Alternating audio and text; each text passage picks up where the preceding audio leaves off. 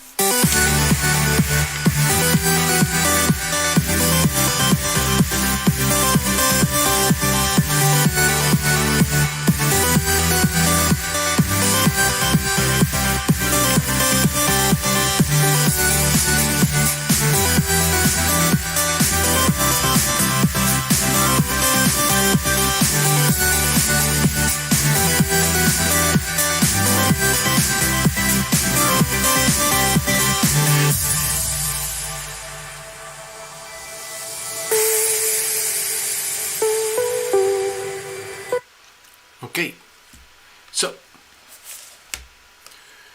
let's check in. Let's say hi, folks. Thank you, Tina. I saw your notes. I can see some of the chat. Very exciting stuff. Wow. Talk about rolling with the eclipses. And hello, we have here this evening, we have Carolina, Lina from Argentina, and her friend Lorena is coming to visit too. Thank you for visiting us, Lina. We needed that. Good evening, Love Triber. Like Love Triber is mentioning, she's a bit fuzzy from medications. Congratulations, Tina. That's just freaking epic. I think it is. I have a very, I don't know, I just feel really good about it. And I'll give you my opinions why. So, yeah, today is the 21st of November. I'll just see if you can see this a little bit better. Here's the ephemeris for today. Okay, this delineates where all the planets are right now, exactly to the degree in the minute in our solar system. We still have Uranus and Neptune in retrograde. And what that is, what's happening is it's causing a lot of confusion in those departments on planet Earth. Uranus retrograde over here, okay, with the global financial system. There's a lot of expectation. There's a lot of upheaval. There's a lot of radical, shocking, amazing innovation, highly disruptive, but also very ultimately beneficial for we the people.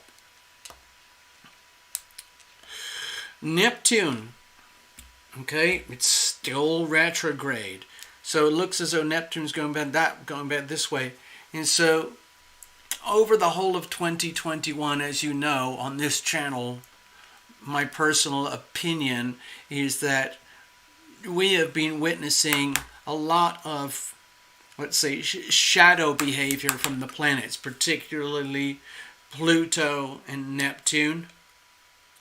Saturn and Jupiter are much easier to understand because we can see them. Uranus is hard to understand. We can't see it. Neptune's hard. Pluto's hard. And these have been very challenging aspects. Neptune is not so heavily aspected with the North Node in Gemini anymore, although it is still by sign, but not by exact degree. So what my first impression here is that we've already surpassed the point of global awareness where pretty much everybody on planet Earth has started to realize that there's some very smelly, fishy, phony, bogus stuff going on in the world of global communications, especially when it comes to global politics and global finance and global health issues, okay? I don't really want to spend too much time going on that, but that's what it is. Hello, LINA. So, basically what's happened over here with Uranus, Uranus is still retrograde, so there's still some very, very destabilizing, unsettling activity going on in the global financial world, especially when you compare the old ancient status quo running for the last 120 years and the new stuff coming in with all the digital cryptocurrencies. These are radically opposed energies.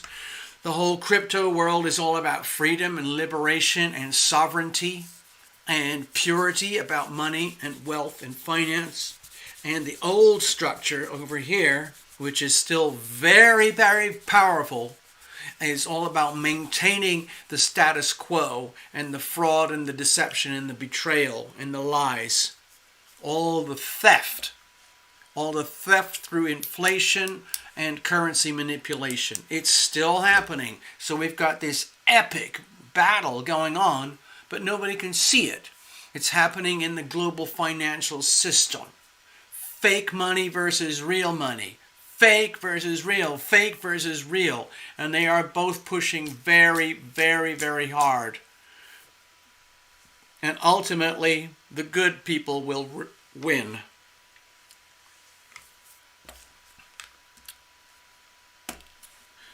Another thing about the Pluto energy here is that it's pretty obvious across the rest of the world now that if you've been asleep, none of this will make any sense. But if you've been paying attention to what's happening across the world, you'll realize that we're now living in a world where everything is pretty much owned and controlled by an extremely powerful, heavily consolidated group of very, let's say, I guess, self-important people who basically own and control everything. It's just like owning a massive farm. And they all own that. They all control that. And I don't want to talk too much about it because I might get, So anyway, it's still happening. And there's a tremendous amount of global consolidation going on as the traditional status quo, three-dimensional aspects of global finance and control and governance are starting to basically become almost maniacal in their desire for control and power and money, as they realize more and more and more that they're losing their control and their power and their money. There's enough people on Earth right now who are basically saying enough is enough. And the radical revolutionaries over here are starting to contest the status quo over here. And it is an epic battle, and it's going to drag on for years. The health issues, of course, are going to drag out as well for years. These are very, very slow-moving energies here with Pluto and Neptune and Uranus. So the show is not over by any means. We're just shifting into a new chapter where the subject of sovereignty of self, money, is going to become very, very, very much more important to the single individuals on planet Earth, as opposed to people like Terra Lumination and YouTube videos and cryptocurrency fans. Everybody on Earth is going to start to realize, wait a minute, I really need to take care of my money, my finances, because people are starting to realize that they're getting basically diluted, screwed, reamed, betrayed, deceived, and it's been going on for 120 years, and they're sick of it. And more people are starting to wake up. It's still a tiny fraction of the global population that have realized that things are not quite right. But anyway, we're working on it.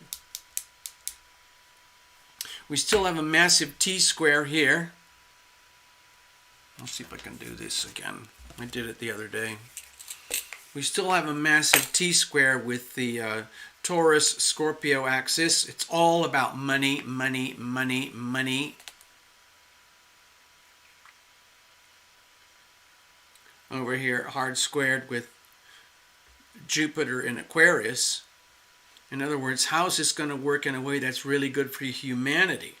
Ha, ha, ha, ha, ha.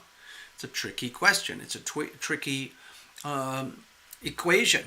But it will be figured out, I guarantee. That T-square is going to fade out.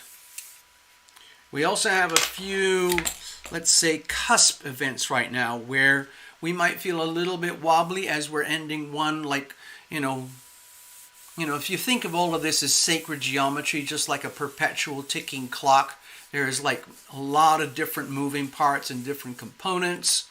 And here we are at this particular date and time on Earth. We just came out of a massive eclipse, and that was all based on the Scorpio-Taurus axis.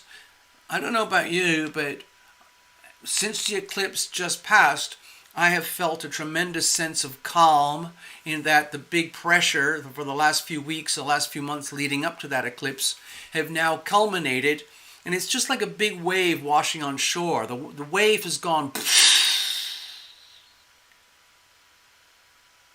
and then there's this kind of like ebb and lull, just like a big ocean wave that crashes and then everything kind of slowly softens and moves out. So we're in that phase right now. Hello, Starzy. I see you. Now, I'm absolutely certain, you don't have to tell me all your stories, but I can guarantee each one of you has had a kind of crescendo moment over this last week as we built up into the eclipse. For Tina Miller, for example, it might be, setting up a deal on her new home. For LINA, it's she made this beautiful cover version song of one of my own songs. It's called Taste Your Dreams. It's now on the channel.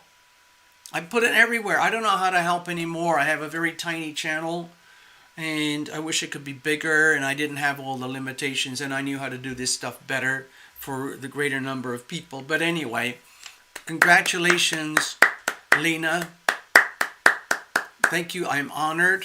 People, if you're interested, if you want to hear a really sweet rendition of a beautiful performance, check out the channel. There's a little video right there. It's about LINA. She's playing the song. It's beautiful. And Tina, yeah, congratulations on the property. Also, we have to congratulate Love Triber. Love Triber has been through an epic last few months to get to the point where, with a rapid acceleration to a big, oh my God moment, which turned into major spinal surgery. And she's doing a remarkable recovery. Congratulations. Now, I did hear from Maria earlier. She's been here since pretty much the beginning of the channel, if not the very first member, subscriber, I can't remember. But she is she's dealing with her own situation right now, and it's pretty epic. She has decided to like take the gloves off and take care of her life. Hello, Delisha. I see you. How are you? And I believe Gregory, I don't know if Gregory's here tonight, but Gregory has made some epic moves recently as well. It's pretty awesome. Some of you know Gregory.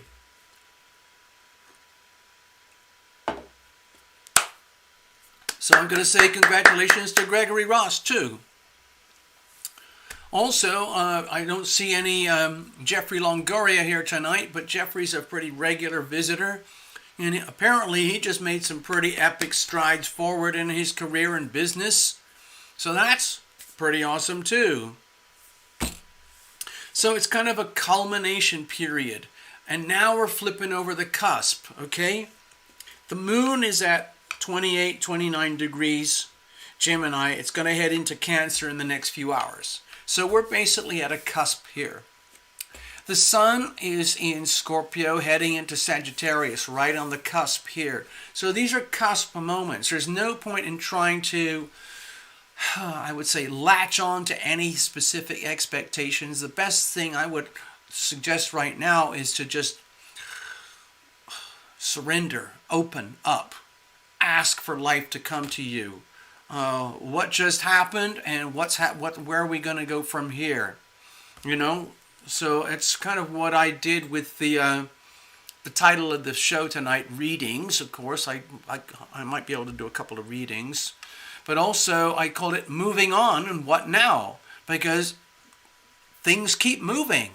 You know? Okay, so it's awesome. We just had this great eclipse thing. But guaranteed, we're moving on, people. We're moving on. Yeah. Yes, Sarah. Hello, Sarah. I see you. Thank you very much. Yes, the calm is very, very real. We also have another cusp, which is the Gemini North Node over here. We've pretty much reached the end of that journey of the Sagittarius South Node, Gemini North Node, and all the issues of fake news and fraud and lies, deception and betrayal in the mass media and global communications and global finance and global commerce, and how it was heavily challenged with the Pisces energy. That chapter is over now for another 19 years or so. Okay, so that's just how it is. And we're heading into a new chapter with the nodal axis. The North Node is going to be moving into Taurus for the next year and a half or so, year and a few months, okay? So this is a chance for everybody to really seriously focus on finance, personal talents, gifts, resources, earnings, assets, literally like hard assets. Where does your money come from? Where is it going, okay? There's a lot of radical upheaval happening in global finance, and I'm doing the best I can to keep up with it, and I've learned a lot. I did a show the other night trying to explain this new thing I'm looking into, and I'm very impressed, and I'm going to keep going. I feel like I'm in really good company with these people, so I'm just going to keep going. In the meantime, let's have a look. Greetings, everyone. This is Terra Lumination. Hi, how are you? Thank you for stopping by, visiting, and so on. Let's just get centered over here. So, yeah, moving on, people. Moving on. To me, it feels like pretty much everyone here has reached a culmination in some form of eclipse moment. Even some of the people that I hear talking on the phone, you know, they've reached an eclipse moment. I know my brother had one. I know my sister had one. Friends of friends, they had these, like, everything came to like a culmination in some form or other in their life. And that's how it is with eclipses. Eclipses make you feel as though you're being forced and pushed through a nozzle. And I did that analogy with the elevators. Let me see if I can do that. Give me a second here. I want to do that just as a reference point. No, I think I already destroyed the evidence. Never mind. Never mind. But pretty much every eclipse, to me, it's the same story. It doesn't matter whether it's a new moon eclipse or a full moon eclipse. With a new moon eclipse, it's more to do with ushering new beginnings. And with a full moon eclipse like we just had, it's about a culmination of perhaps weeks or months or even years worth of stagnant energy that has to be released. And so there it is. That's what the eclipses do. The eclipses, you can feel like you're being forced to evolve. You're being forced into what you would call a future. And for a lot of people, fear of the unknown is a massive wall of resistance. They're so terrified of the unknown that they will do anything to avoid moving into the unknown. And that's basically the fear of evolution, the fear of growing, the fear of evolving, for fear of not knowing what's next. People don't want to evolve. They don't want to grow. They don't want to think. They want, a lot of people, statistically, the vast majority of people want someone else to think for them, create their business models, their lifestyles, their belief systems, their purposes and their agendas for them. And they package it up in a nice way so that it's appealing. And then all you have to do is subscribe and say, yeah, I can do that. I'm okay with that club. I'll join that. And so long as I don't have to think anymore, and whatever they tell me to do or how to be or the way things go, that's how it is. So that's what happens with political parties. That's happening with me personally, with my choices with global finance and so on.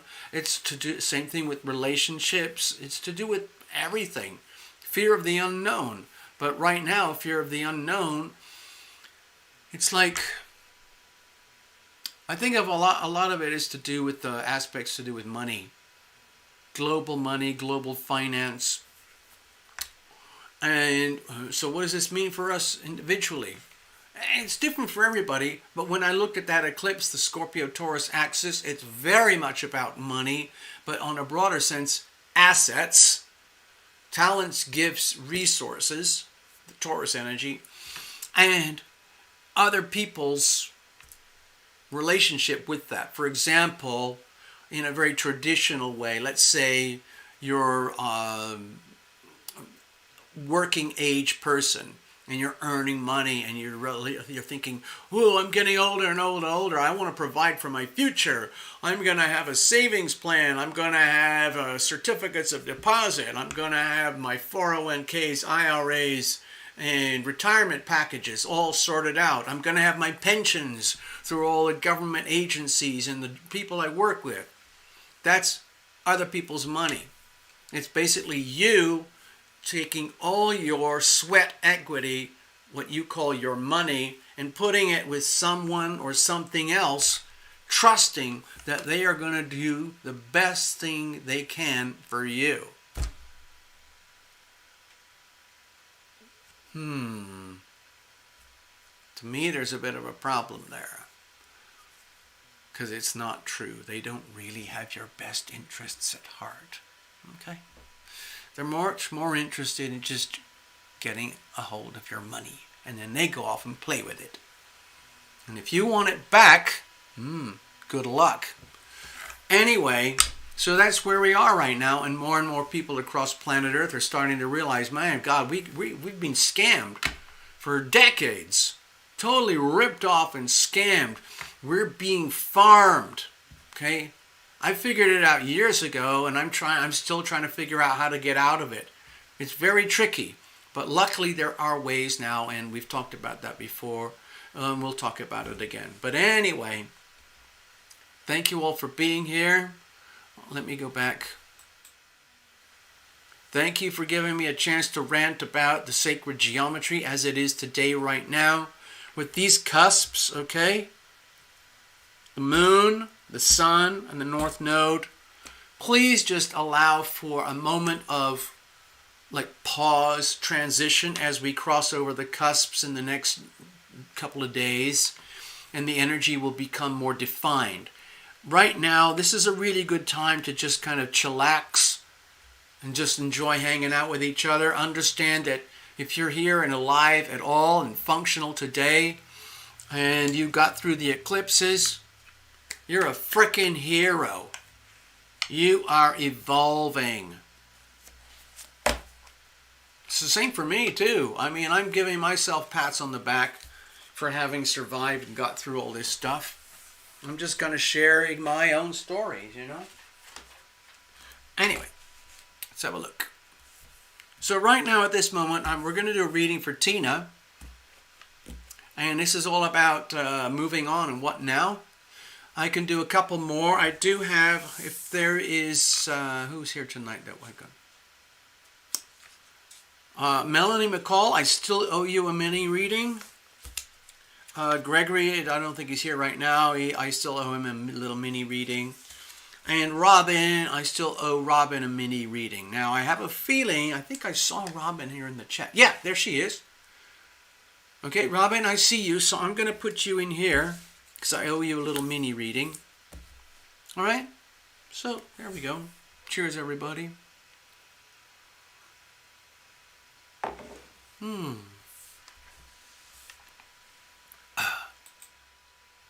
Okay, so I got to go back to basic stuff. I know I don't run my channel the way the really successful channels do, and there's reasons for it. It's like there's no point. But anyway, I'm doing the best with what I can. I still don't know what else to do besides what we're doing here right now. Okay? There's an amazing place called BitChute where I could do all my shows and load all my videos, but there's no way to live stream. There's no way to monetize. So that's very, very difficult. It makes it very frustrating. Like, what's the point? Because I have to pay for this. I have to make this work. It costs me time and money to do these things, and I have to make it back, and that's just facts of life. Okay? There's there's Twitch, and there's Rumble. There's all sorts of so-called platforms. There's XOTV. They were really, really, really nice to me. Lovely, really good people. I actually had one-on-ones with the actual builders of the thing, but there's no live stream, there's no monetization, and there's, where's the audience? And so that's the thing about YouTube. It's just freaking massive. YouTube is absolutely massive, and if you do happen to be one of those channels that are lucky to fit the algorithm, then you can get big and then really big and then really big, and you can have a very serious business. There are people on YouTube who are making millions of dollars. I'm not kidding. I'm not one of them, but it happens. Okay, it really, really does happen in different ways and forms or another. There's no absolute formula. Okay, but YouTube is an amazing thing. And I wish I had a better relationship. But anyway. Maria. Oh, hey, Maria. Hi. Yeah, I was just mentioning you, Maria, earlier about one of the people who kind of reached a crescendo with the eclipse recently. Maria got in touch with me earlier and saying, hey, listen, I kept going and kept going. I decided to be a fighter. And now she's taking it right up to the wall. Let's see what happens from there. Talk about an eclipse moment.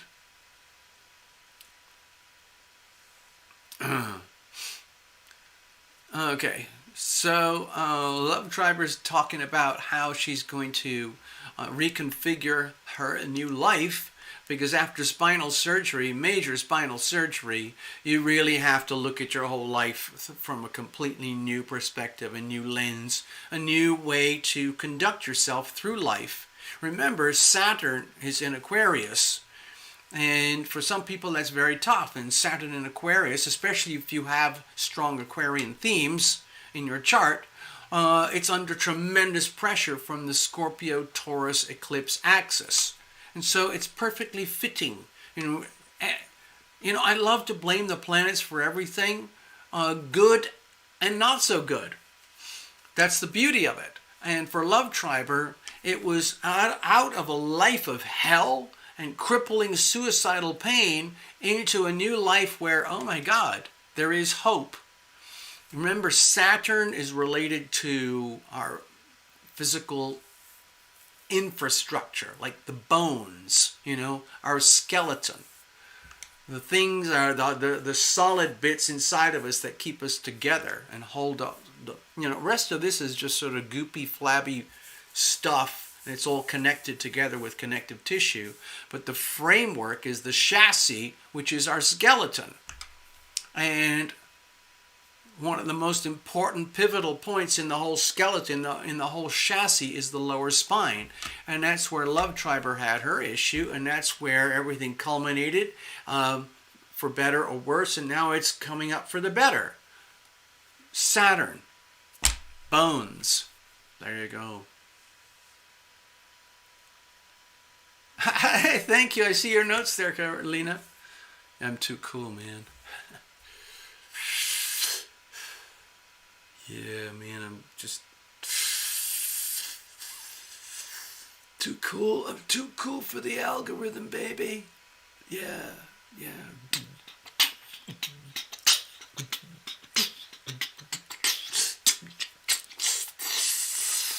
Too cool for the algorithm, yeah. Okay. That sounds like a song, Lina. Maybe you should turn that into a song, okay? Yeah. Anyway, yeah, you're all gladiators. Congratulations and well done. Seriously, you're all kind of like heroes here. Tina, Love Triber, Delicia. What's your story, Delicia? What's your full moon eclipse story? Lina, you sent me the song and you're finishing college. And then, hello, Lorena, you're brand new. Hello, greetings. Tina, of course, amazing. Congratulations. Love Triber, congratulations. Starzy, thank you for dropping in, Starzy. Hello, everyone. Pisces here. I guess you're saying Starzy equals Pisces. There you go. And Sarah Lake Mitchell, of course. Good evening. Thank you and welcome. Thanks for hanging out here. And Robin's Realm. Okay, so let's have a look. Love Triber is trying to describe the meaning of elevator legs. Yeah, okay, yeah. Elevator legs is what you have to do after major spinal surgery in the days of physiotherapy and reclaiming your life and recovery and all of that stuff. And so what you learn to do is that you keep your spine upright and vertical at all times, and instead of using your spine as the central hinge to do everything, which is like the lazy way of life, which is how we're born, you realize, my God, my spine is a highly delicate part of the body, and it's actually one of the weakest parts of the body. Oddly enough, the expression is like, grow a spine or put your back into it. But that's actually how you break your back, okay? Human beings are born with a spine, and probably the most fragile part of the human skeleton is the lower spine, at the very bottom of your spine where it connects to your butt and the sacrum and your legs and everything. And it's just a joint. It is, if you look at the geometry, actually I'm going to make a little doodle, I can't help it. Just a very, very brief doodle, because it's very much about Saturn and Aquarius in a very hardcore. Let's say this thing here, see this aspect here? That's a huge T-square against Saturn and Aquarius, okay? Very tough lessons for Aquarian types, anyone who has Aquarian energy. And so there's the human skeleton. I'm not going to do a very elaborate drawing, but there's the spine, there's your head, and there's your arms, and then there's your legs. Okay.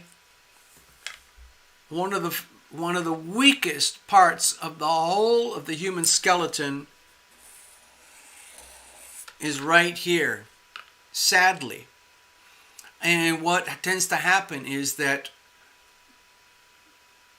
it doesn't make any sense, but human beings tend to use this part of our body as a pivotal point, as a shortcut for almost every physical human activity that we do. Oh, I want to lean over here and pick something up. Oh, I want to lean over here and pick something up. Oh, I need to go down over here and pick up my socks. Oh, I need to go over here and load something into that cupboard. And what happens is people use their legs and their arms and their torso as little as possible because it feels like work.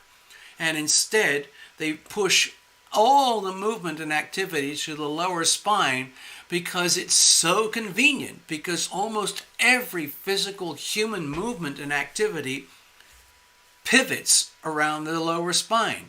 Think about when you move in bed. Switch to the left, switch to the right. Lie on your tummy, lie on your tummy, lie on your back.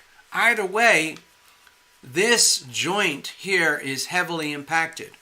Oh, I want to kneel down in church. Oh, I want to pick up some groceries. Oh, I want to stand in line for hours. Oh, I'm a security guard and I have to stand up for hours. Oh, I have to go for a long walk. Oh, I have to get in and out of a car. Oh, blah, blah, blah, blah, blah, blah, over and over and over and over. And so this part ends up destroyed. And there are millions of people in America who have destroyed themselves unwittingly because they just took all of this for granted. And you can't do it anymore. In a way, Love Triber is extremely lucky because she just had major surgery right in here to repair the damage that happened over many years without her even being aware. And now she's in recovery and she's realizing, like, my God, it's amazing how the human body works. She has her arms and her torso and her legs. And they're all in great shape. So when we're talking about elevator legs, it looks sort of like this. I'm just going to explain this since we're here because the Love Triber story is very connected to the eclipse. Elevator legs are like this. So I'm going to now draw the body from the side. Okay? And let's say one arm comes out there, the other arm comes out there. Okay? So let's say you're here and you're standing up and you want to pick up something on the ground over here. A lot of people would just take this hinge and go, but with elevator legs, you do this. You get it? You don't move this thing at all. You use all your muscles in your thighs and your calves and your feet and around here, and you lower yourself like an accordion, and then you pick things up here and then you lift. They teach you all these things in physiotherapy. But anyway, that's what Love Triber was talking about with elevator legs. Okay? Now here's the other thing about elevator legs, is that nobody teaches you this stuff. Okay? Nobody teaches you. The reality is everybody should be operating with elevator legs and extender arms. Okay? Seriously, like, if I was some kind of like, pop star doctor kind of thing, and I had my weekly show on network television, and I would be telling people, you need to eat your broccoli. And the next best thing is, lactose-free cheese. We're going to do all that. Now, this next week, we're going to talk about spinal surgery. I would be telling everybody, like if I had, 4 million people in my audience, I would be telling everybody, don't worry about whether you had a, broken back or you broke your spine or you, screwed up all your discs or anything. You need to start learning how to use elevator legs now. so that you never ever destroy your lower spine. And then we would set up like a whole week worth of yoga classes and elevator leg classes and all of that. And we would all be much healthier and happier. But that's not going to happen. I don't see it happening.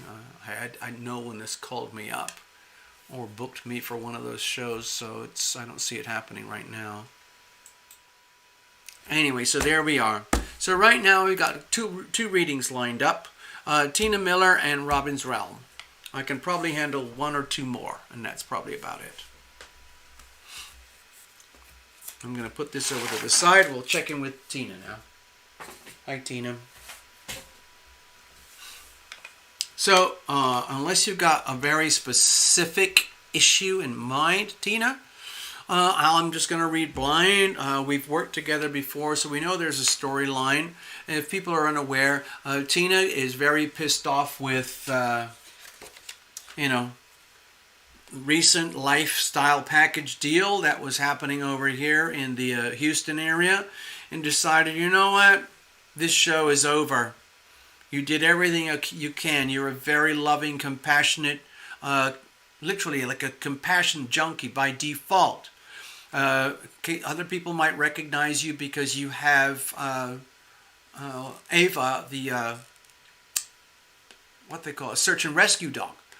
And you decided, I'm just going to bust out of here. And it looks like you're closing up a deal over here in, where was it? Where was it? Where you said it? You put it on the link. I know you've typed something in the chat. I saw something in the chat. Doopy-doopy-doo, subdivision, blah, blah, blah. A house in East Helena, Montana. Right, okay. So, what's happening is, with Tina, so we're going to read for Tina right now.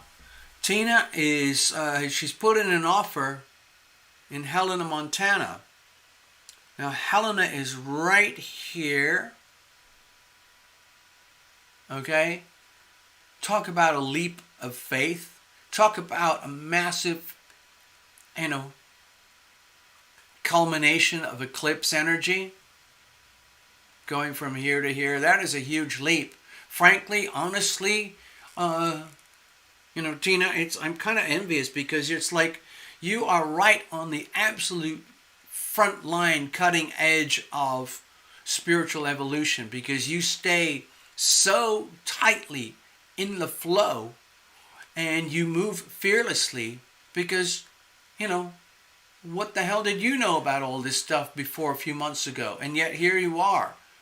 You're already like self-activating. You're already deep into the, the evolutionary theme of eclipses, which actually permeates like a theme throughout your whole life. Now, some of you know that Tina has been with the channel since early days, and we're still going here. Hey, hello, Heather. I see you. And so that's going to be exciting.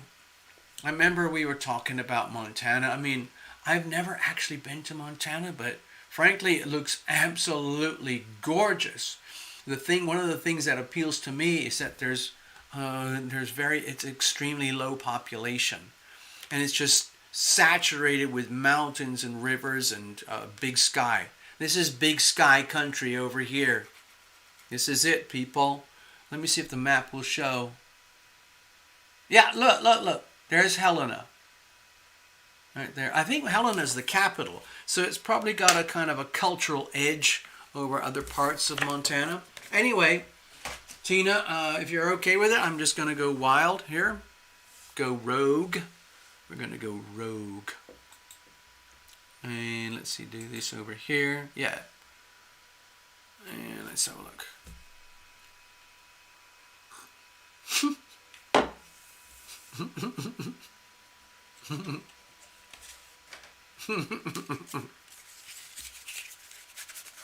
I saw that. I see that, Tina. Right.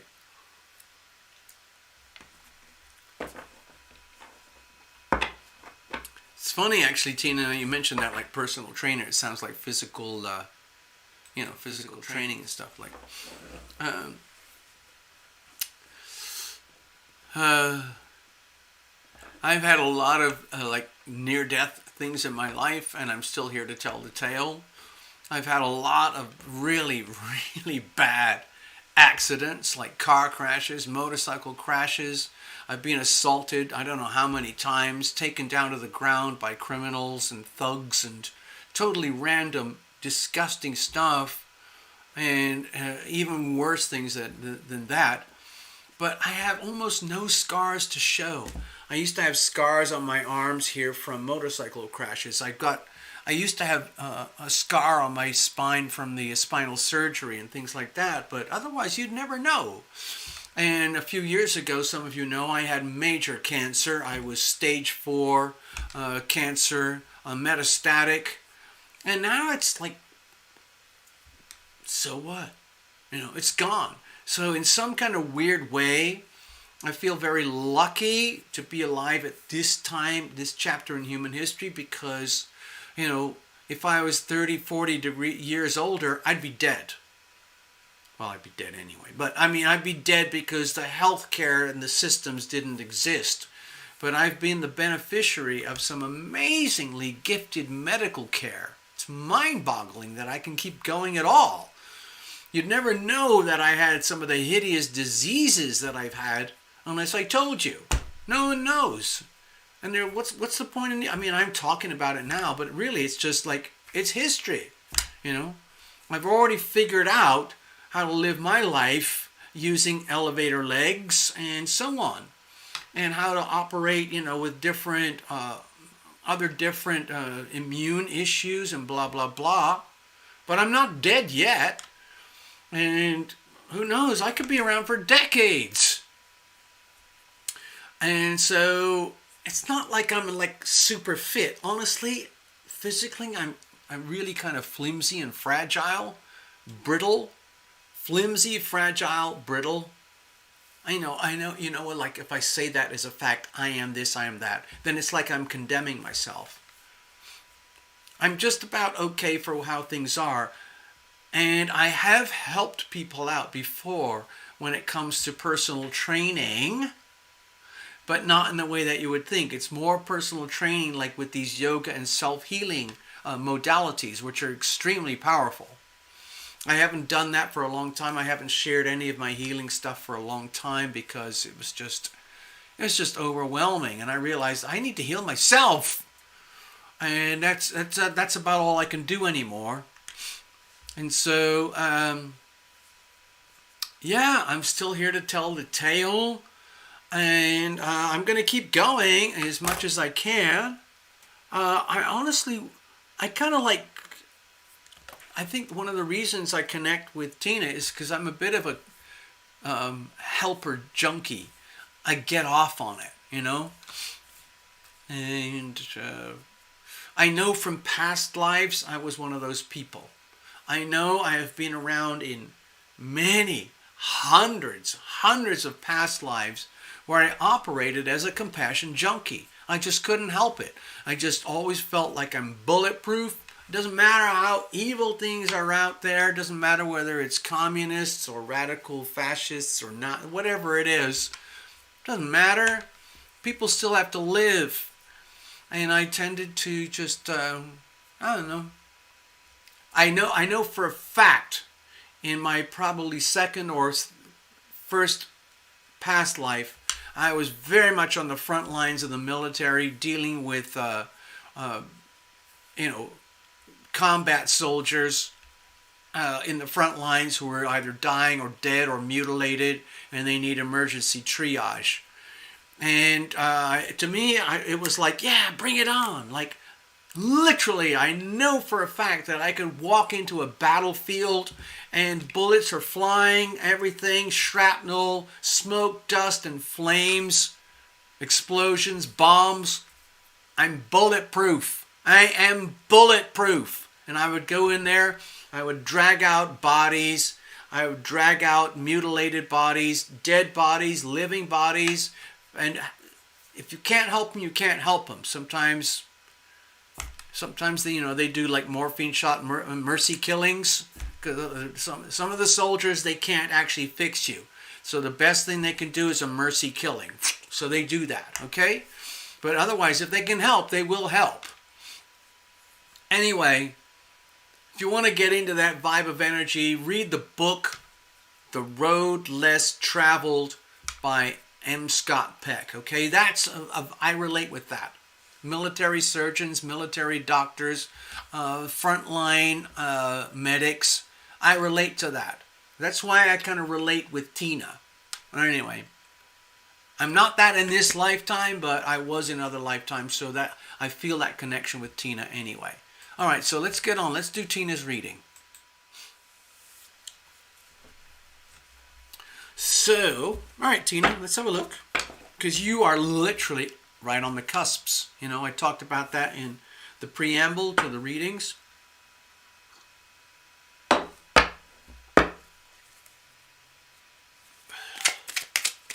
Let's have a look. Okay, everybody. Luckily, these are live mini readings. I love doing this stuff live because it makes everything very, very focused, deeply present in the moment. Like there's nowhere to hide.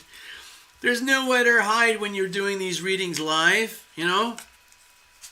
I think that's what pisses some people off. That's what ended up getting this channel destroyed in the first place. There were a bunch of like super ultra,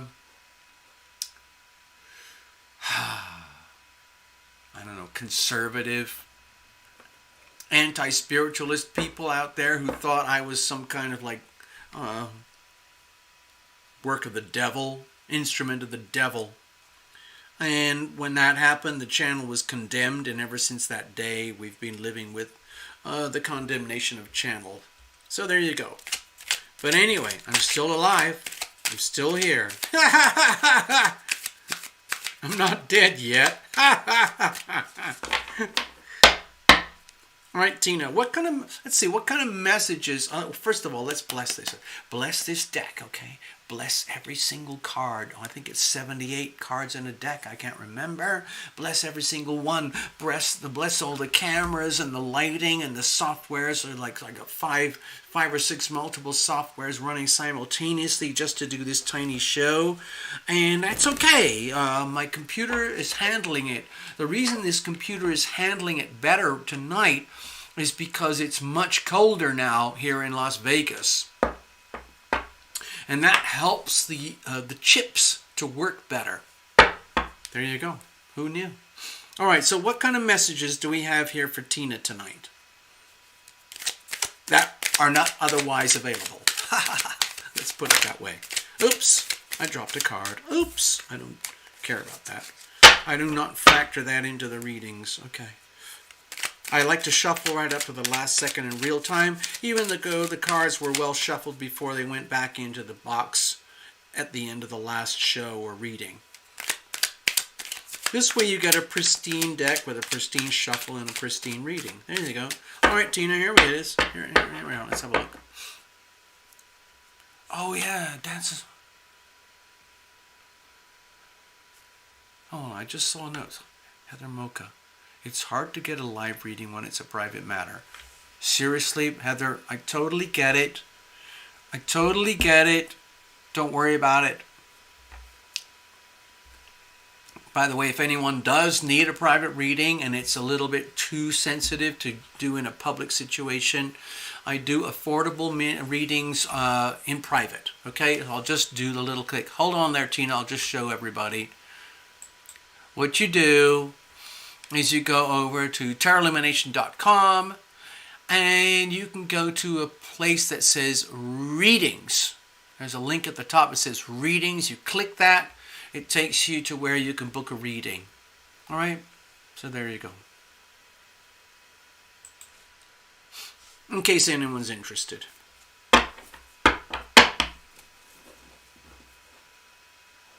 Yeah, no, Heather, it's seriously doing live mini readings in the public.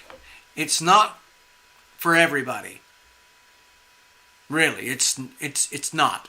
So you don't, there's no way you have to apologize or anything. It's just like, you can regret it, okay? Because when I get rambling in a reading, who knows what's going to come out of my mouth? I try to be as discreet and respectful as possible, but sometimes stuff comes out that could be very shocking and disturbing and upsetting for the client in a way that is totally unexpected and, in the case of Heather, totally inappropriate. So you made a very good point there, Heather. There's a very, very good point. There are certain situations with clients where the last thing you need is a public reading. Thank you for bringing that up. Thank you, Heather. All right, I'm just going to do one last little spin and then we'll go for it, okay? All right, okay, what messages do we have here tonight for Tina? I'm just going to use my same old spread that I do all the time. It's my situational spread. It's bulletproof. They use it at the Situation Room in Washington.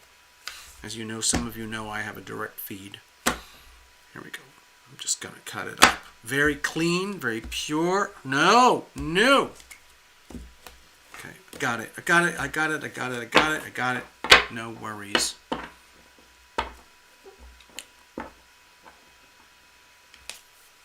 All right, so here's the situation. So Tina, okay. All right, here's the situation. Here's the challenges, and here's how we're going to handle it. Now, this could be anything. Anything can cut up here, Tina, but typically what would happen is that it would be concerning shared frequencies that, you know, I'm connected with you, you're connected with me. If it's not direct, then I'll do my best interpretation. Okay, here we have the Knight of Swords.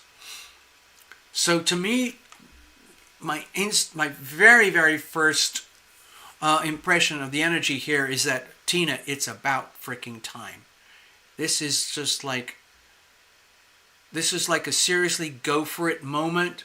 It is time to literally cut through the bullshit of life and people and anything and everything that is not true and good and wholesome for you. For you. Okay? And take advantage of the way that the universe works when you are in alignment with the universe and you deliberately surrender yourself to the healing power of love and you allow things like synchronicity and fate and opportunity to come to you. So back into 3D reality, you were talking about how you found a place up near East Helena, Montana. And this is a very real thing. And with the Knight of Swords here surrounding your situation, because from my perspective here, your situation is very much about a big life-changing moment in time. In other words, you've already okay, I see your notes there. What will Montana bring me? Okay, let's go back to here. What Montana will bring you is kind of like an opening, like an opening of the eyes, an opening of the spirit, an opening for yourself to it's almost like I'm not going to say it's a completely different card I'm thinking of, but it really feels to me like Tina, it feels to me like it's a chance. What will Montana bring to me? My feeling is that it'll bring like stark clarity, really, like pristine clarity, like a ripping away of all the currents and undercurrents and static and chaos of other people's energy from a place that is heavily populated, where you're going into a vast open region of the United States, which is very sparsely populated, and it's very cold for a big chunk of the year. And so what tends to happen in those environments is if you look at things from a global scale, I'm going to go back to my little charts. Okay, I can't help it. Tina, I can't help it. I'm probably going to only have 2 readings here tonight, so I might as well make the most of it. So, Tina, you're going from here to here. You're already in the flow, the paperwork, you're closing on it and in the very near future. And it is very precisely there at Helena, Montana. Okay? So we've been through all of this. You're on your purpose, mission, and so on. But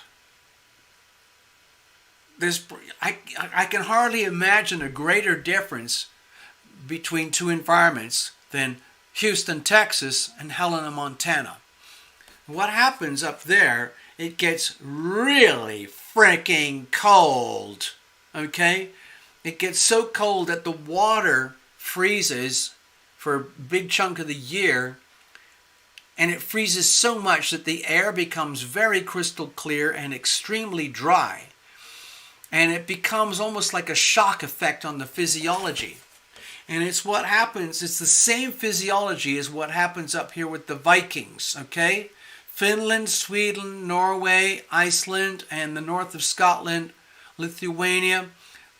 These populations up here, they have a reputation for being, let's say, acutely aware of what it takes to survive.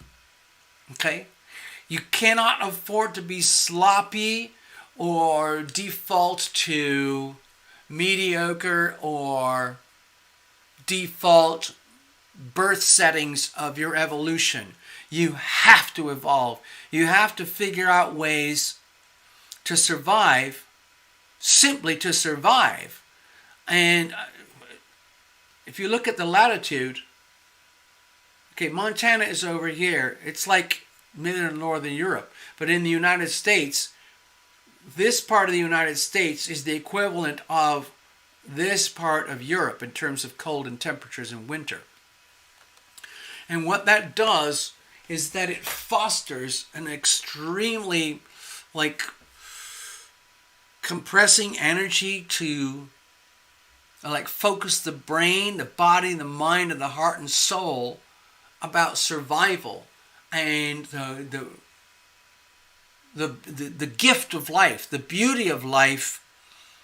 And it comes into stark focus when you realize I could walk outside my front door tomorrow in February and I could freeze to death if I had an epileptic fit 20 feet away and I just collapsed into the ice or the snow, and who would know? And so you have to become very acutely aware. In my experience, because I've lived in very cold climates, I personally have lived in very cold climates, and it does bring things into really stark, clear focus. It's very good. What's that saying? Keep a cool head. It's almost, it kind of goes without saying. So my feeling is that regarding your question, before we even look into the reading, your move to Montana is going to crystallize clarity. It's going to bring new forms of thought and attitudes and belief systems which were literally unavailable to you in different locations in different climates. And so the phenomenon of climate migration is very real. And Tina, for everybody who's listening, Tina is a very, very good example of climate migration. Not only climate for the body, but climate for the soul. See where I'm going with this?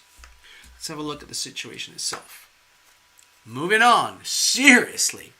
Wow. Okay, so I've got the 6 of Swords here for you, Tina. It's like downsizing.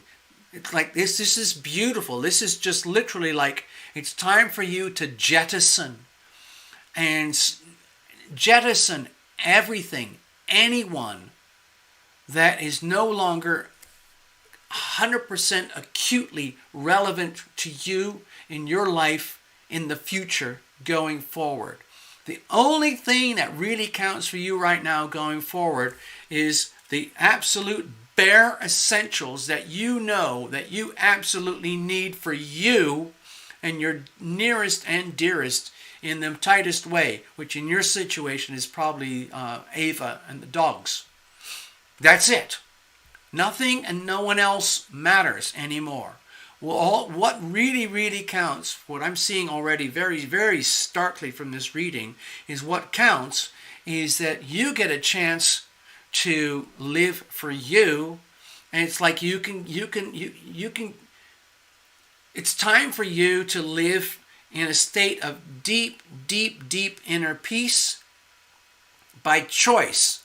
And by choice, that means cutting off the past, slicing off the past, saying goodbye to everyone and anything that is no longer really appropriate, healthy, or relevant for you going forward into the future.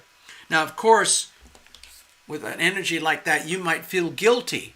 Like, oh my God, is that really okay for me to do that? Because I've spent so much of my life giving all of my energy to other people. And now Tarot Illumination is saying it's like, go forward. It's like literally minimalist. 6 of Swords, like all you need is like 6 essentials, whatever that is, like 6 essential financial things, attitudes, beliefs, communications, personal belongings. Just strip everything down and start from absolute scratch, absolute brand new. Now, I don't know if I can remember this, but hey, Queen of Water, I see you. I think you said this new place where you're going is in a new housing development, brand new construction. So you'll be the first occupant. Please let me know if I understand that correctly. If you're a first-time home buyer, not a first-time home, if you are the first owner of this property in a new construction, new development, and it has these HOAs or whatever they're called, okay, fine. Just please remind me. Hello, Diana. Hi, Diana. Thank you so much.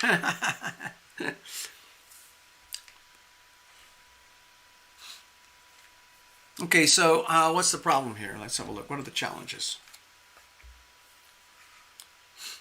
Okay, with the Hierophant here, to me it feels like the really, really big challenge is understanding, accepting that you're actually creating a whole new system of life, a whole new set of protocols, a whole new set of rules for your life that are, it's almost like you're throwing away the book of life as you've known it, and you are now bonding yourself and marrying yourself to a completely new paradigm, a whole new set of protocols.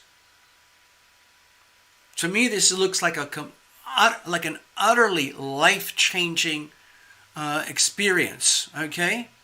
And of course, that's very scary because it means like, oh my God, not only am I leaving behind in the past everything and everyone that I've known, I'm also entering into the unknown, a whole new crazy world of protocols and agreements that I'm probably going to have to write for myself from scratch. Whoa.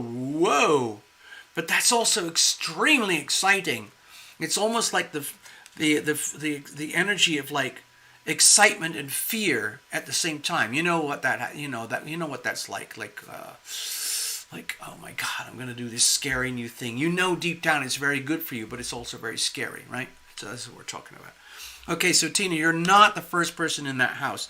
So Tina, the only reason I mention it is because I had a little story.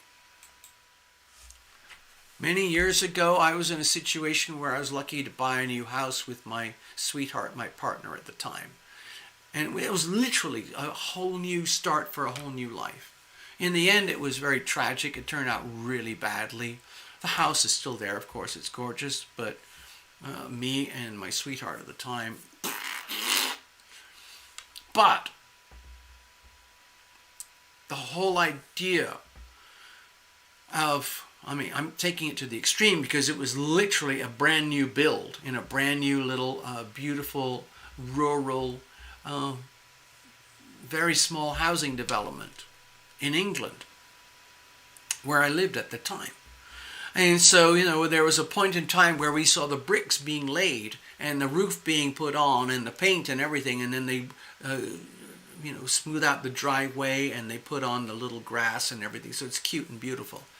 So I was very lucky to have that experience, and I just kind of wanted to check if that's where you're going.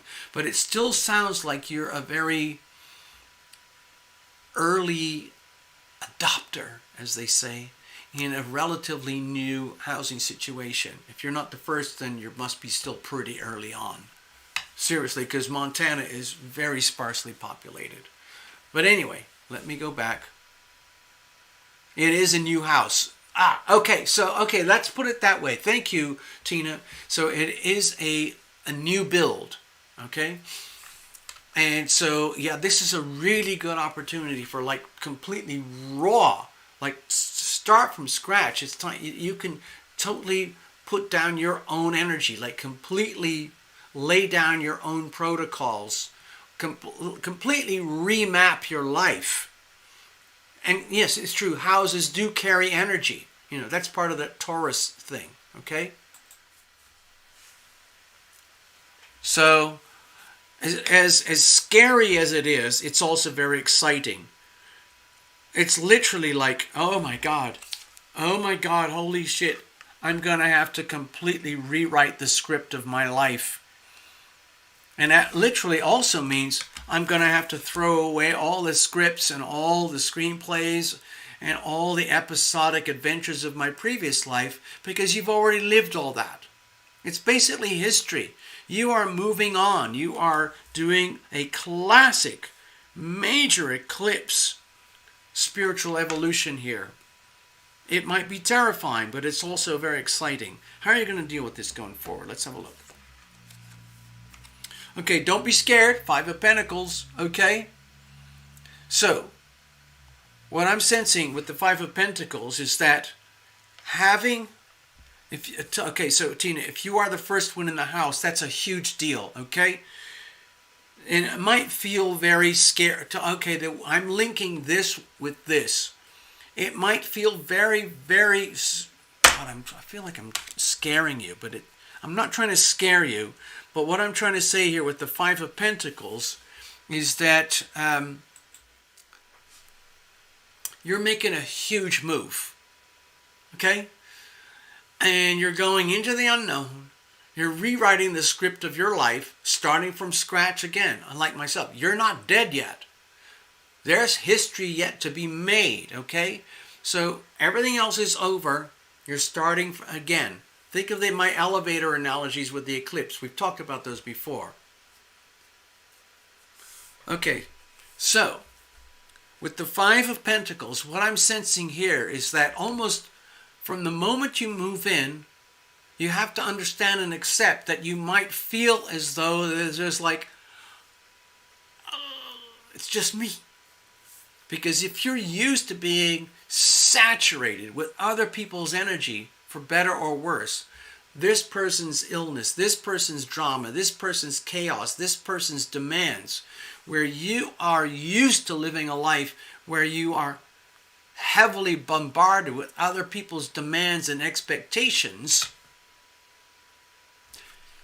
and then you move into a new world where you can rewrite the protocols of your life,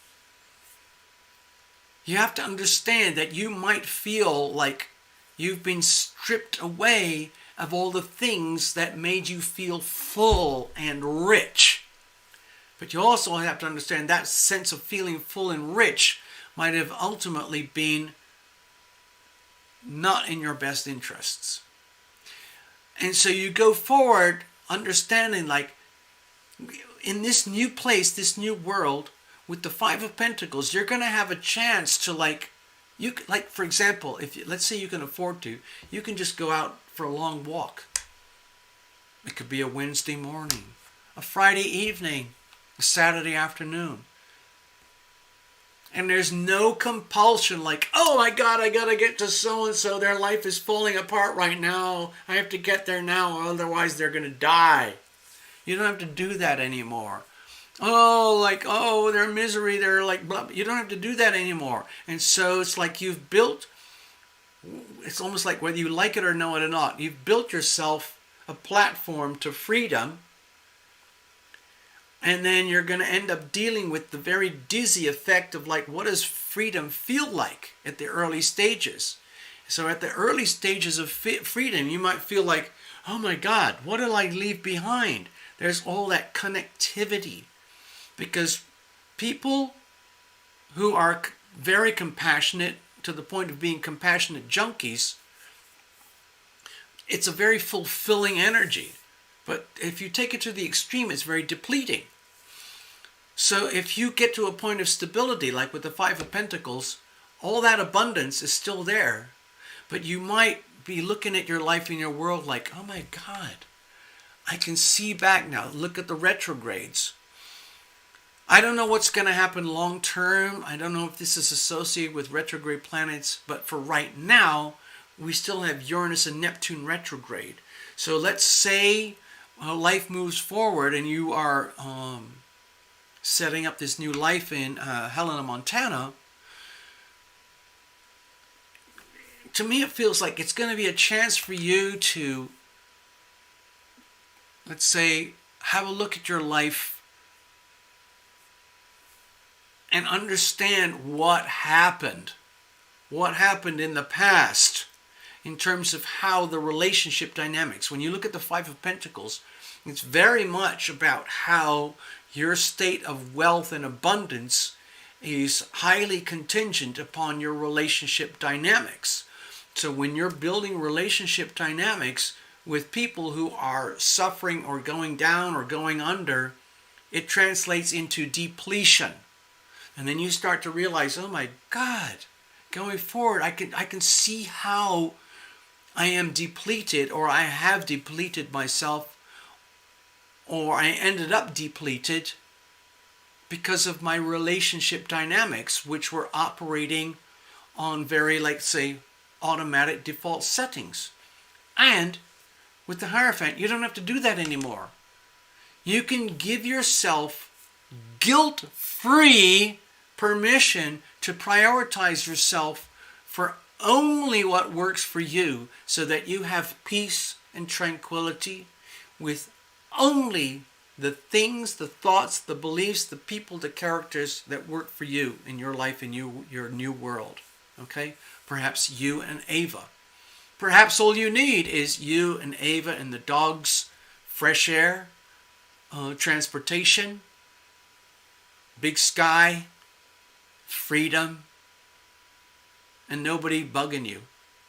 They're not going to drive 2,000 miles to come and say, hey, Tina, can you save me? It's not going to happen. It's time for you to save yourself, and this is a great opportunity.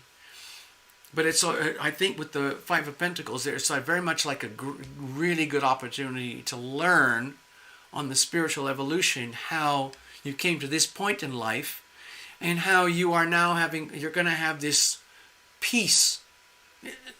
I think the key message here is peace.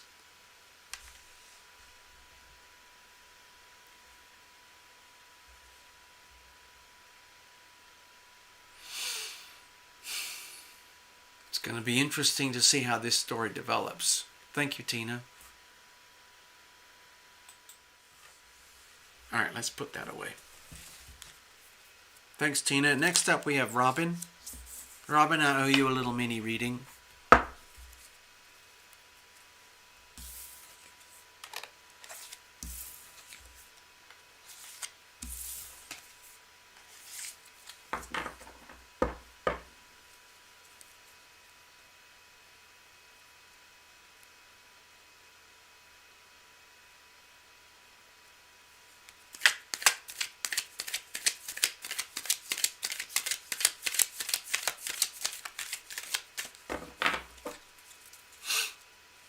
All right, let's have a look. Robin, here you go. Robin, are you still here?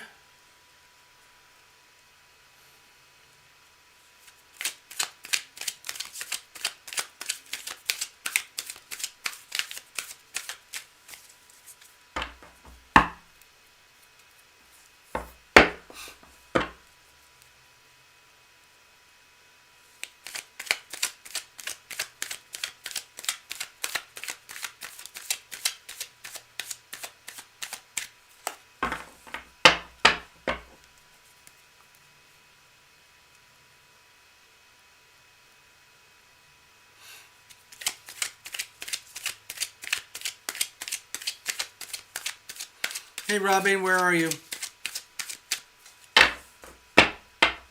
Hello Ekat, I see you. Hello Diana, I see you.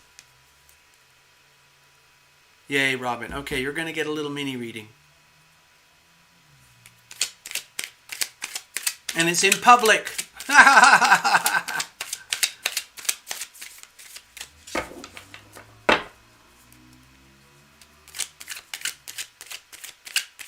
I just like to have a nice clean deck. I hope you don't mind. Just going to keep shuffling. I hope you don't mind.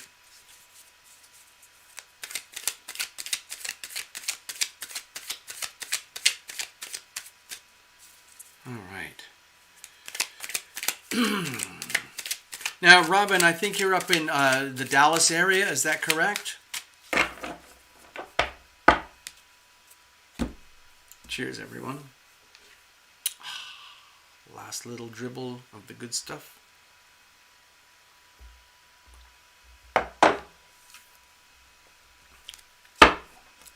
All right, let's have a look. So, Robin, unless you have a particular issue going on, like a one-word subject, like, hey, JL, what messages do you have for me tonight regarding the subject of ... That would typically be 1 or 2 or 3 words. Fine. So, if you don't have anything, Robin, I'm just going to go blind, okay? If you don't mind, I like that. All right. Hello, Ekat. Like $10 is good. If you want to do $10. Oh, hold on. Hold on, Robin. I just want to sort this out. There's somebody who's interested in a reading. Let's have a look. Hey, Robin, I'm right here. Give me a second, okay? Hey, Ekat, I see you. These are readings by donation. You can do like $10 in the super chat. That's actually the easiest thing to do. And the super chat is like a button right below where you're typing in on the chat right now. There's a little box. It's like a gray box with a $sign in it. You click that button and it brings up the payment processor. Okay. You can also donate over here.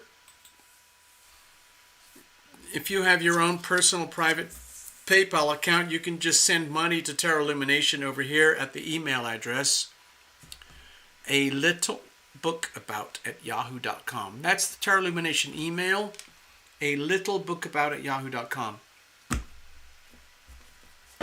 That's another way to do it. Or if you want to get more here's the other way. Let's do it this way. If you want to, Ekat, you can go to tarotlumination.com. It might feel more comfortable. Go to tarotlumination.com. That's the main website. And you click the donate page. That brings up a donate button. And you click the donate button, and that brings up a payment processor, which is more or less the same as the PayPal and the Super Chat. So, you know, either way. Yeah, $10 is good. Thank you. Ekat, $9.99. We got it. You're done. Hey, TL, tell me what I need to know. Okay. Okay, we can do that. All right, so let's give Ekat a card. I'm not sure if I'm going to be able to do any more readings tonight. My ability to do readings has changed because I seem to do more immersive readings where I don't really take account of the time, but eventually by the time it's over, I realize I've put in a lot of time, and so sometimes I used to really just crank out the readings. I used to make 30, 40 videos a month. I just don't, I can't do it anymore. I could, but the videos take huge amounts of time and energy. And so right now, this is all I can handle. There are ways that I could make lots of little videos and, do lots of stuff, but the quality of the content would be very, I would say, it would be like shallow and maybe repetitive, and I don't know.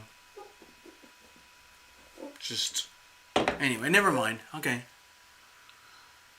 Kaboom! All right, Robin. All right, so Robin is up right now, and we'll come to you in a few moments. All right, ACAT? Actually, I'm going to put this all back over here where I was so everybody understands. Sorry, excuse me. Robin, you're up right now. You're in front and center with your reading. And you were basically saying a spirit message. What do I need to know? Let me just double check. I'm going to go back in the chat a little ways. It says here, a spirit message. Yeah, got that.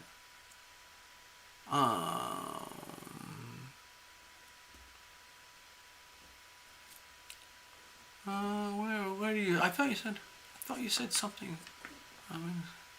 Where was it?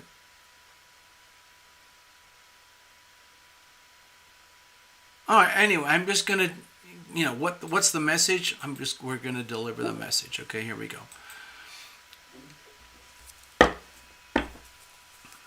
Spirit messages. Let's bless this deck. Bless every single card like we did earlier. Bless the camera. Bless the lights. Bless all of you. Bless the amazing coding and the software developers. Let's bless the actual platform that allows us to do this. The electricity, the wires, all the invisible protocols and systems of the internet that allow us to do this. Because it's a freaking amazing thing that we can do this at all, frankly. We need to be very, very grateful. I am. Okay, I'm going to shuffle just a little bit more. I know I did some shuffling earlier, but I want to go some more, okay? I'm just sort of, getting through, okay?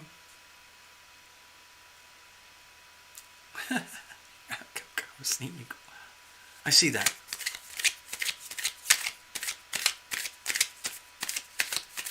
Oh, you're probably doing your own readings. I get it.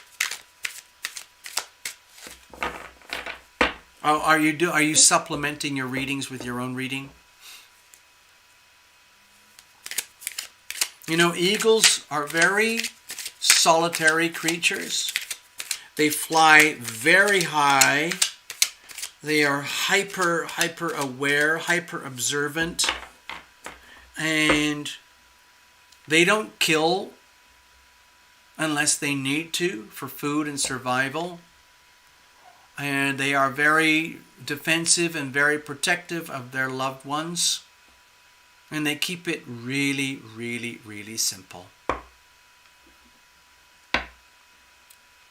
Okay, well, we'll have to come back. We're working with Robin right now. I see your notes there, ECAT. Don't worry, we got it. Okay.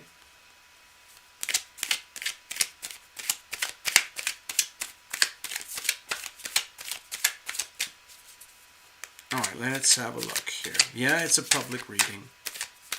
Thank you, Robin. You're very brave. Hey, all sun, greetings.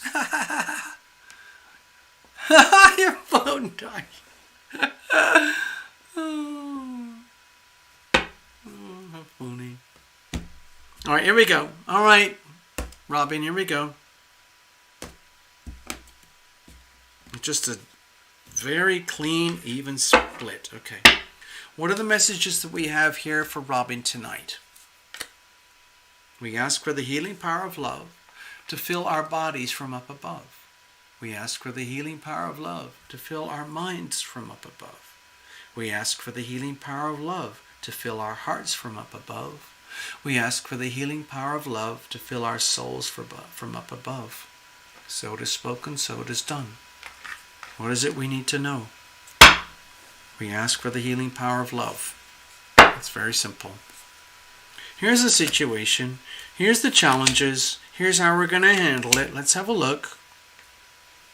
Remember, I'm just a tarot reader. I'm just doing a very neutral thing. So when I look at this card under here, I'm referencing it to the planets, the surrounding influential energy. So I've got the 10 of Wands here. To me, this is like, it feels like this is like a warning. Okay, Robin? It's like a warning, like you're living your life, okay? Okay, I'm just going to get straight to it. It's much easier if I just go over here. Robin, don't be scared. It's the 10 of Wands. It feels to me, it's like an indication right now. You have to look at your life and realize in whatever aspect where you're feeling challenged, it's like when you're driving a car. I don't know if you have a car. I don't know if you drive cars or anything, but if you have a car and you drive a car, you've probably seen this thing called the check engine light. Okay? When the check engine light comes on, it usually makes people feel very uncomfortable. Because the check engine light doesn't actually tell you what's wrong. It just says, check your engine soon. And it's an alert. That means there's something wrong. Okay? So when I see the 10 of Wands here for you, Robin, it's an indication that you might feel like you're perfectly comfortable living your life, going in the direction the way you are, how you do it, with whom you do it, where you do it, and why you do all these things. And that's great. Fine. And let's just say a lot of that stuff is happening because you're you. And there's a big part of you which lives on your default settings, which is who you are and what you are, by birth, by DNA, and by conditioning through life. But there's a whole new thing ahead where you're literally dealing with the unknown. And my feeling with the 10 of Wands here is that there's an alert, like ding, ding, ding, ding, ding. You know, another thing when you get in the car, you know, the seatbelt alarm goes ding, ding, ding, ding, ding until you fasten your seatbelt. What are the other things? Like your headlights. There's a little beep, beep, beep, beep, beep, beep, beep, beep, beep, beep, beep. If you get out of your car and you forget to turn off your headlights. So on and so on and so on. These are like signals. These are just like wake-up signals. It's not the end of the world. The 10 of the Wands is not the end of the world. It's just an alert. It's an indication, like with the 10 of Wands especially, that you, Robin, whether you like it or know it or not, or whether you're even consciously aware of it or not, you've taken things just a little bit too far. You might have made too many assumptions, taken too many things for granted. No insult, okay? I'm not trying to hurt your feelings here or anything, but you might have just been going forward, living life in a way that seems to make sense to you. But with the eclipses and everything that's just happened, it's still very possible that you could be getting red alerts from the energy of the eclipse, okay? It's like a warning sign. Hey, it's just like the 10 of Wands is saying, hey Robin, you need to check things. You need to check in on things, okay? You need to check in. Just pull over to the side of the road, take your time, ask some important questions, get a diagnostic. So that's kind of what we're doing here with the tarot reading anyway.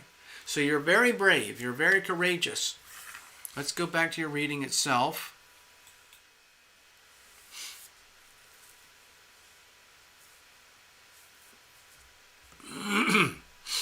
Let's see, what's the situation here? Nine of Wands. Okay, let's get real here, Robin. I don't know because you haven't told us any details, but if you are at a point of maximum stress where you're just about to start screaming and yelling and hollering and, calling 911 or, basically saying, I'm sick of this SHIT, then that would make sense. Now, with the Ten of Wands here, if you're at that point of life, at this moment in time, where you are not calling yourself out, and look at it this way. Okay, Robin, this is a very awkward, uncomfortable reading to deliver in public, but I know you can handle it because this is an important message for everyone else too. Robin, if you're at a point in life where deep down you know and understand that the red engine light is flashing, okay, there's something that needs attention. You're still moving, you're still chugging along, but things are overloaded to the point of a breaking point. Now, as a conscious being, you have a choice. Are you going to acknowledge the check engine light on your life? Or are you just going to keep going? Now, it's different for everybody. I'm going to share something with you. A week ago, the check engine light came on in the car here.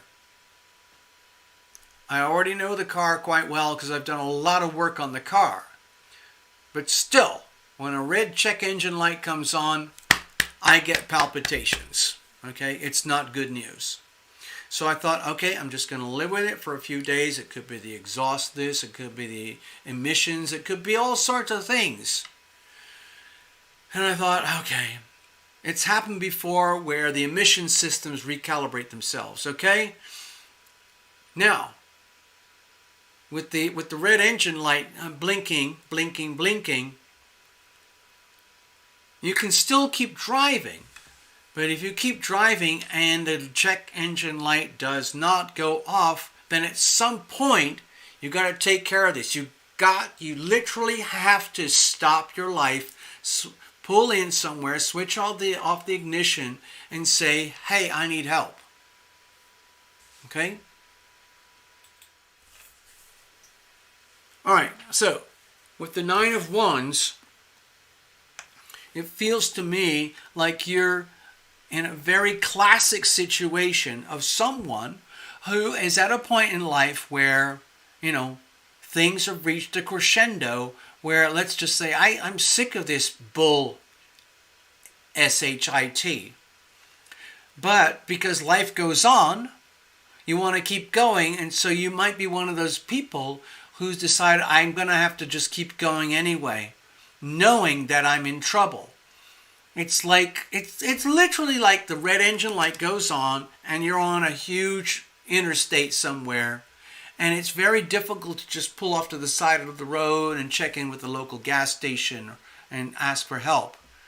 Even if you do pull in the side of the road on a huge interstate, it could be 10, 20, 30, 50 miles before the next exit, and it could be very, very scary. So my feeling is that you're, like it or not, I'm not trying to scare you, okay, Robin? But it's just like, hold on, I just saw some notes.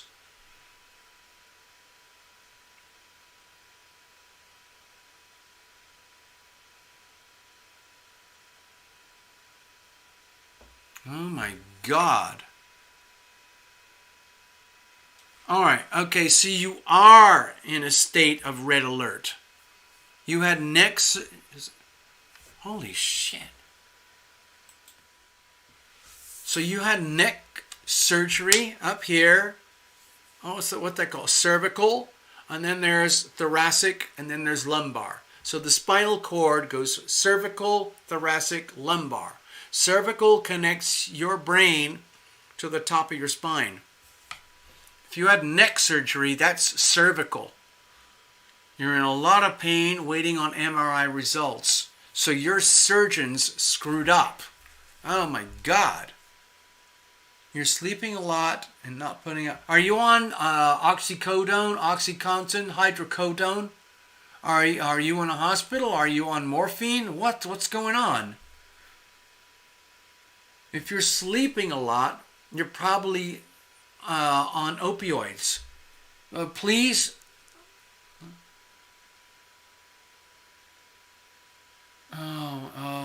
Okay.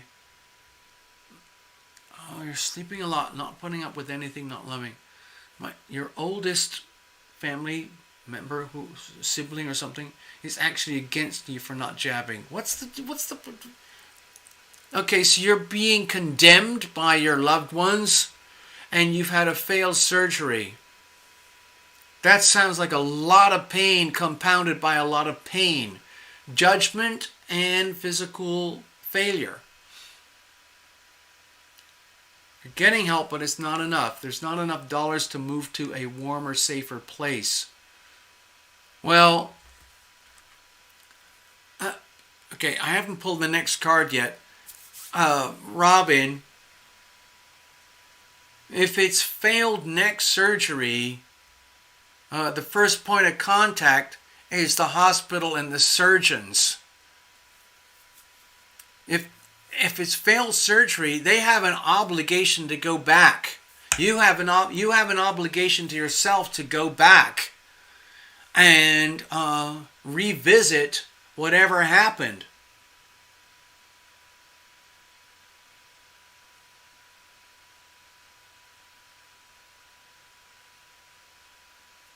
You're on Rick's. There's no opioids? How the hell are you functioning? How on earth are you functioning without opioids? You're on RSO, Rick Simpson oil. I don't know what Rick Simpson oil is. But if you're in a lot of pain, then it sounds to me, I'm sorry, but it sounds to me like Rick Simpson oil is not working. Seriously, I would be on if I was there with you right now, I would be on 911, or I'd be on your health plan, whatever, getting a nurse, like basically I'm in crippling pain, and what they will do is they will arrange opioids. And as horrible as they are, they can be a lifesaver too. Oh man, I'm sorry, Robin, this is bad. This is really bad. No opioids. Are you choosing no opioids deliberately?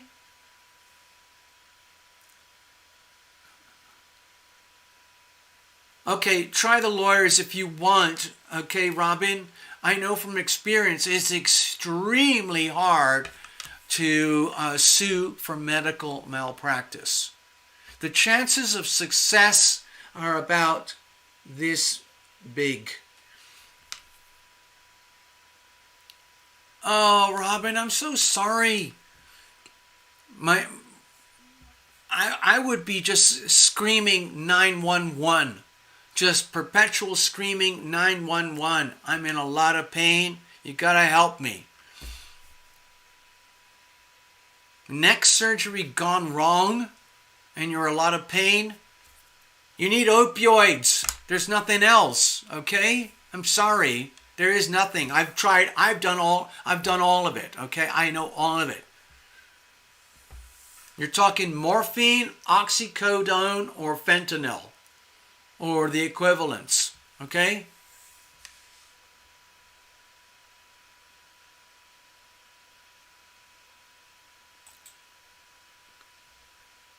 Oh, damn. Okay, all right, let's keep going, people. Come on, let's keep going. All right, so we've identified the situation here. Let's keep going. Okay, so you're in a lot of pain. It's not going away. And you're continuing to have to face the pain no matter what. Oh, man. Okay.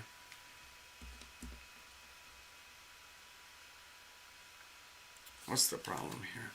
Oh, God. Hierophant in the same position. Okay. This is the Hierophant in the same position as a previous reading.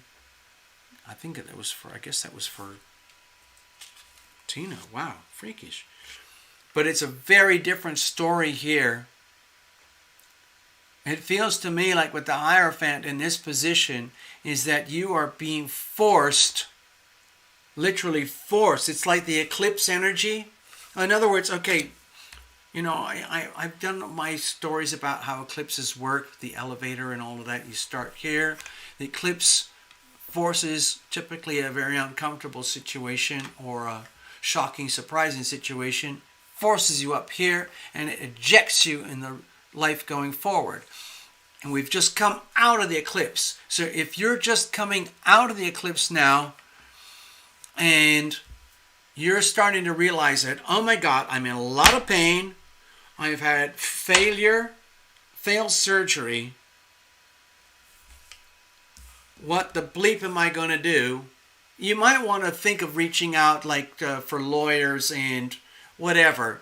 But much more important than trying to sue a bunch of neurosurgeons and orthopedic surgeons is you got to get yourself stable first. And so that means having to completely reprioritize your attitudes, your beliefs, your expectations, a complete new set of protocols which you might not be used to. And your situation sounds so extreme that, and it sounds like you are extremely resistant to the idea that life as you knew it is over and you're facing a new life. If you're talking about neck surgery that's failed and you're in a lot of pain, in terms of the spiritual evolution, that's a very, very powerful, loud message that you have to pay attention to physical reality as it is. And what that's saying is that you're in a lot of pain. Number one, you're in a lot of pain, and you're going to have to endure being in a lot of pain until you change personally. You change your protocols and your belief systems and your attachments to certain expectations about how life should be or could be or would be, if only. Because that's over. It's done. It's obsolete. The life you're dealing with right now is neck surgery failure and a lot of pain and a lot of disrespect from some of your loved ones. So what are you going to do about it?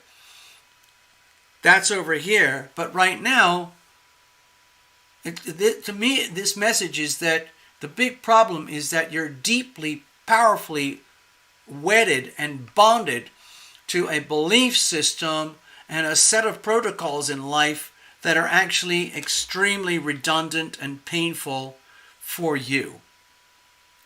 So that means having to make huge, courageous spiritual leaps. Let's have a look. High Priestess. Okay, my feeling here with the High Priestess, oh my God, oh my shit, is that the only way to go forward is to literally surrender to the unknown. Fear of the unknown. And to me, this feels like this would be the worst possible thing you can imagine in terms of a cure or how to proceed. Because surrendering to the unknown and to the secrets that are not apparent to you in your current physical life, no matter how spiritually evolved you might be right now, the actual way to go forward is to understand and admit that your current belief systems and protocols are completely and utterly redundant. It's over. You can either choose to stay in perpetual pain and blame and try to sue the lawyers, sue the doctors, sue the hospitals or whatever. But that's just recycling the same old pain over again. The only way forward is to admit, to me it feels like it's an admission that you're completely and utterly screwed. You're completely, utterly screwed, and you have no other option except to face into a completely new world, a new paradigm, a new set of protocols and structures, because you have no choice.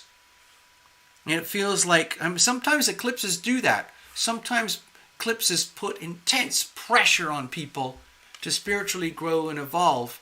And that typically means having to leap into the unknown. And if you're not ready, willing, and able to leap into the unknown, then you will be forced into the unknown. And that's what looks like is happening to you here.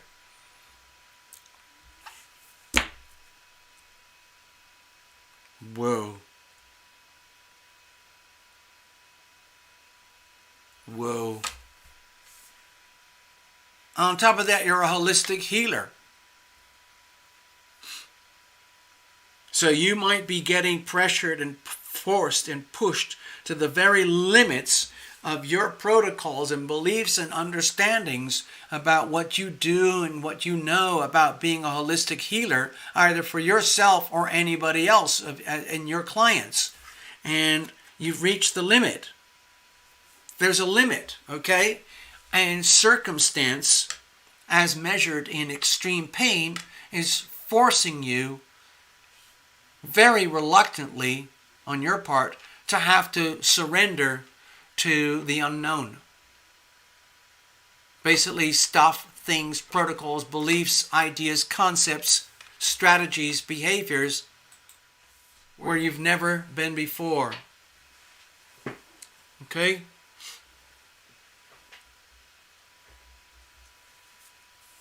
Yeah. So I would say, like with the High Priestess there, you can also apply that energy to yourself. It's just like you surrender yourself to the great unknown. Please bring to me that which is mine. Please take away from me that which is not mine. Whatever is mine comes to me. Whatever is not mine moves away.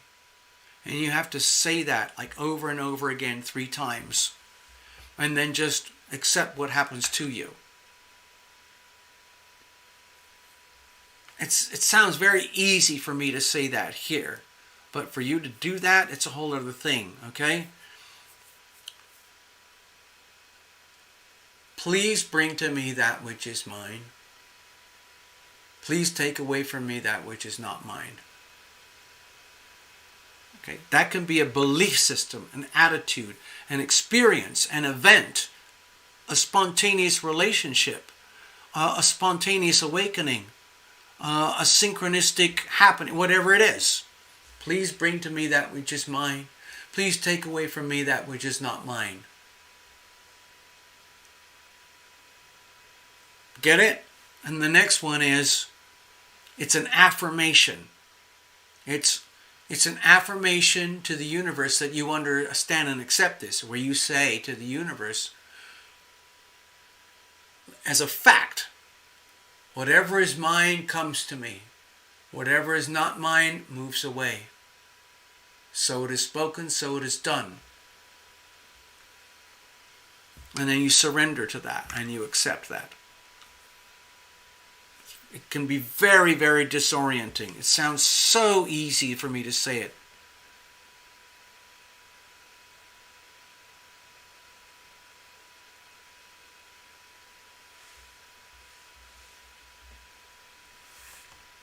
You got to do whatever you got to do, Robin. But it means having to move further and further into, let's say, opening up to being receptive to new paradigms, thoughts, attitudes, beliefs in order to move forward. If you're in a lot of pain because of failed neck surgery, then I'm not going to tell you what to do. What I would do is I would go back to my healers, my doctors, my healthcare plan, and basically let them know, we have a serious problem here. I'm in a lot of pain. I can't take it. I need more work. Okay? To me, it feels like it's that simple. Otherwise, you're going to end up in a cycle of perpetual pain. Okay?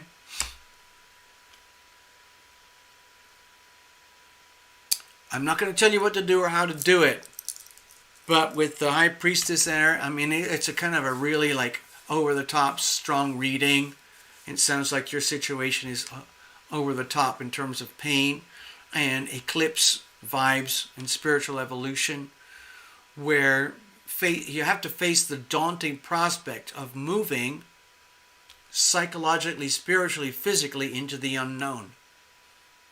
Deliberately inviting, you might be a very advanced, psychic, spiritual healer already, but there's still more to learn, either for yourself or for other people.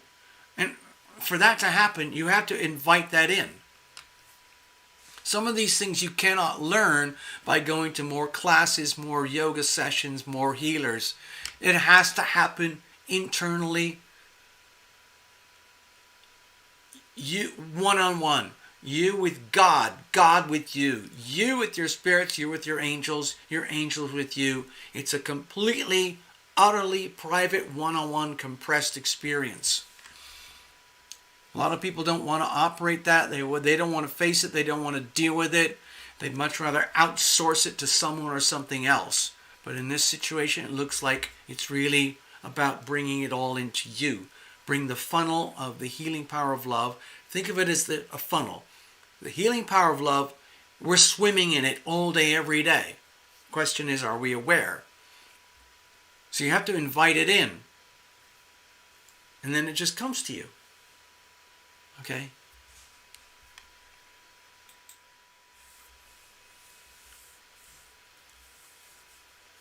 All right. Thank you, Robin. It's been a pleasure to read for you.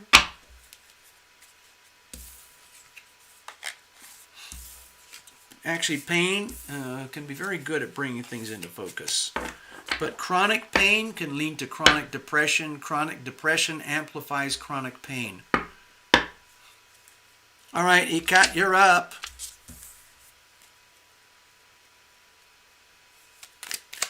Let's have a look. What's going on here?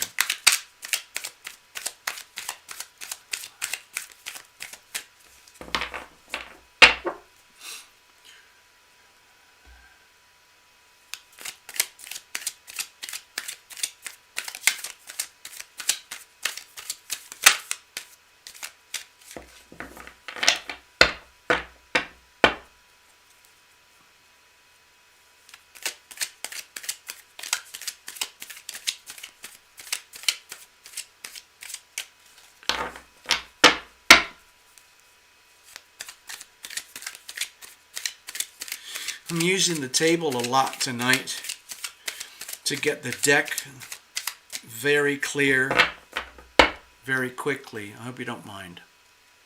Here we go. Okay, what kind of messages do we have here for Ikat?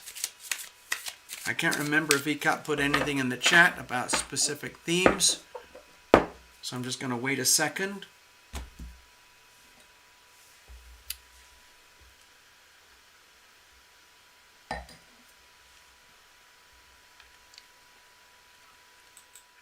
Dear Ikat, is this going to be kind of like an open reading? Like, what are the messages that you need to hear tonight? Oh, I see it. Your note just came in on the chat. It says here, TL, tell me what I need to know about moving on.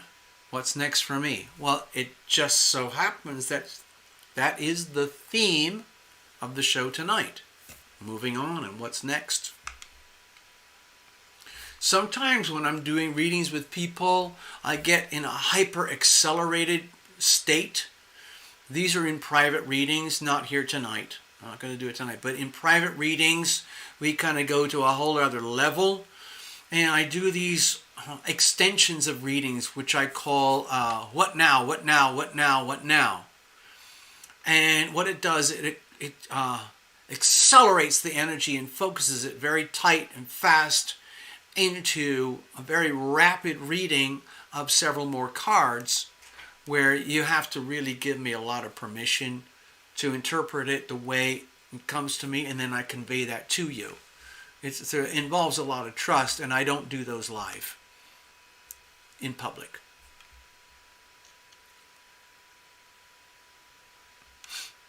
All right, so ikat.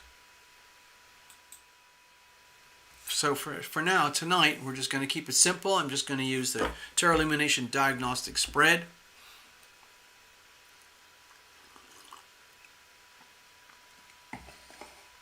But I feel like your question is very relevant because you, ikat, like everyone else, for better or worse, you have lived through your eclipse experience. You came up to it, came to a crescendo. And that just happened over the last few days. And now we're going through what I see astrologically as this very calm, kind of serene washout. Just like what happens over a big wave on the beach, where you have a big, long, slow wave that comes in and it kind of goes, whoa, nobody can stop it. So it moves up, and then it creates a backwash, and then it kind of stabilizes, and then life moves on. But for right now, we're in that very kind of soft, mellow, in-between phase. It's like a breathing space just after the eclipse. And it's amplified because of the cusps, Sagittarius, Gemini, and the moon. And the sun. Yeah, wow. Sun, moon, and the nodes. All on the cusps. All right, what kind of messages do we have here for ikat tonight? Let's have a look. Let's have a look. I'm going to really cut it up into a very, very extreme cut so I can get a very clear bridge. Okay, here we go. Okay, ikat, here we go. Here's the situation. Here's the challenges. Here's how we're going to handle it.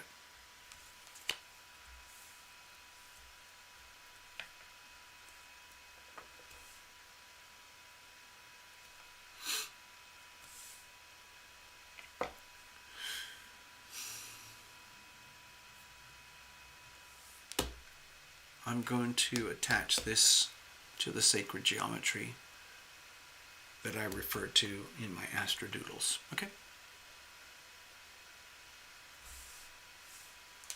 All right, we got the Queen of Pentacles. To me, this is very comforting for you, ikat. I don't know how turbulent and chaotic or how serene and peaceful your life is right now. But with the Queen of Pentacles, my feeling is that this, no matter what's happening with you personally, you're actually in a place right now, you're surrounded by an energy field where it's really important that you give yourself a break. You take the time to look at your life, your world, your talents, your gifts, your resources, your experiences, and understand in some way or other, like the attitude of gratitude, like, wow, I'm so lucky because I have this, and this, and this. I'm so grateful because I have that, and that. For most people, we take all of that for granted. But right now, it's very, very important to take a look at your life with a very strong emphasis on the attitude of gratitude. Seriously, okay, ikat? To understand how incredibly fortunate you are in certain aspects of life. And then, instead of just sitting there like gloating on all that, you realize, oh my God, it's a gift. What the hell am I supposed to do with my gifts, my talents, my resources? I am so blessed. I am so divinely blessed. Wow. Okay, here's the situation. Okay, to me it feels like we're looking at the definition of happiness. Okay? So, ECAT. I think you said you had a kind of a Pisces theme.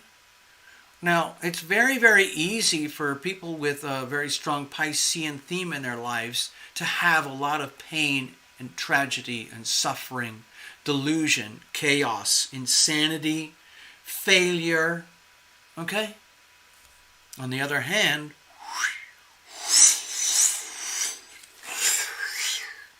because energy is what it is, it can be just the other way. It can be an awareness that, like, my God, I actually am aware of the energy of happiness. Just pure, simple happiness. Pure joy.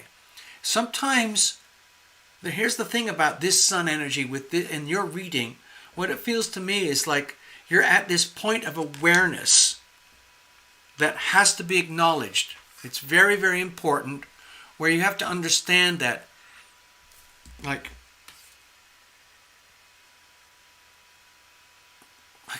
how can I do this? Like, I need to become aware about how fortunate and happy I am.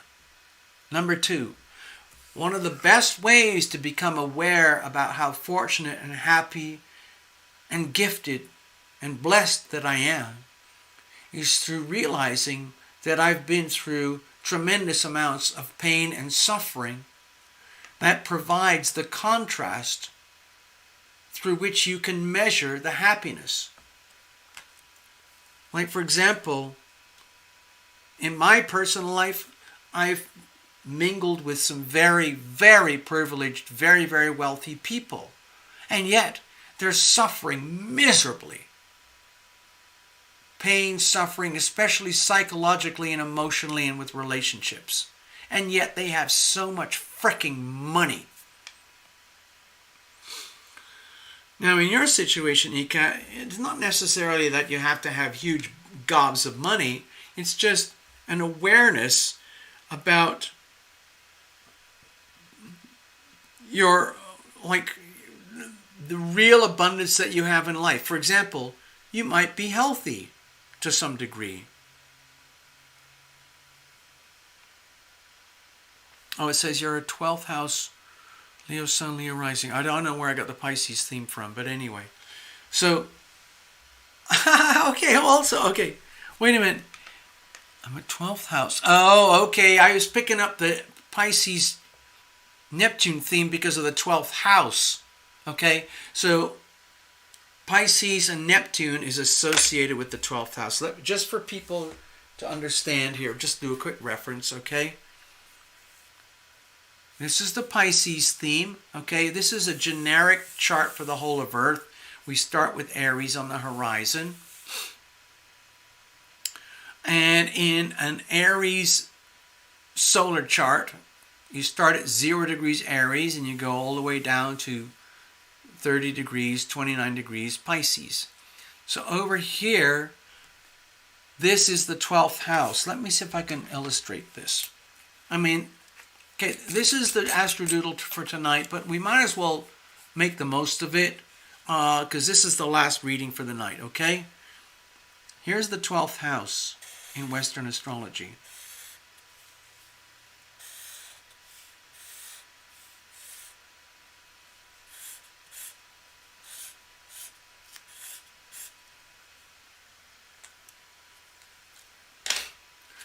So, Ika, you're in the chat. It says your 12th house, Leo Sun and Leo Rising. And yet, okay, 12th house. Okay, so you have that means you have a lot of energy. Wait a minute, Leo Rising? 12th house. So you must be kind of on the cusp here somewhere. Okay? So,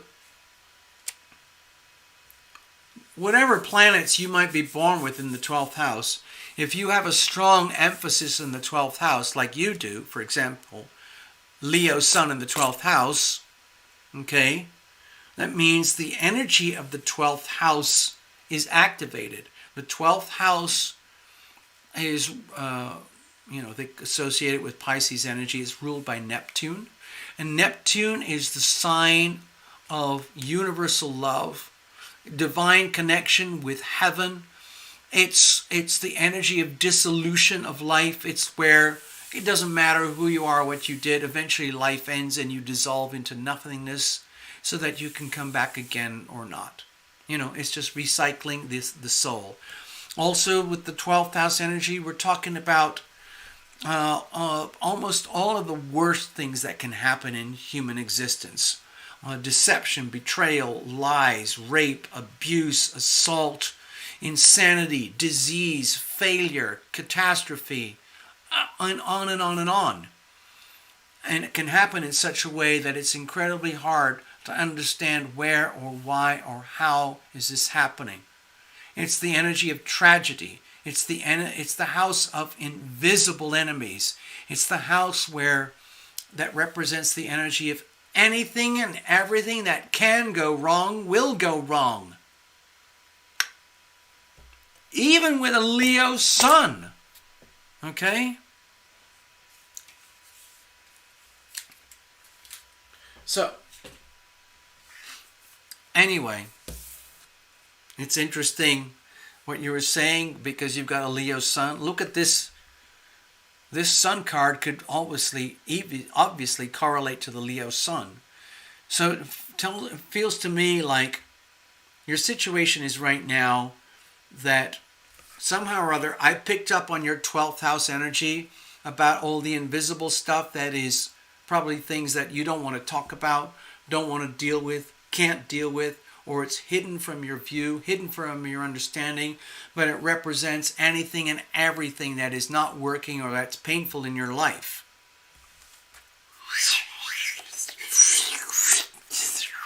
And yet at the same time, you have a Leo sun in the 12th house. So that's mighty powerful. That's mighty powerful light, love, happiness, joy in the 12th house, where there's extreme potential for failure, loss, pain, and suffering. So in a way, the way I see it is that you, Eckhart, you're a very, very lucky person. In one way or another, you're an extremely lucky person.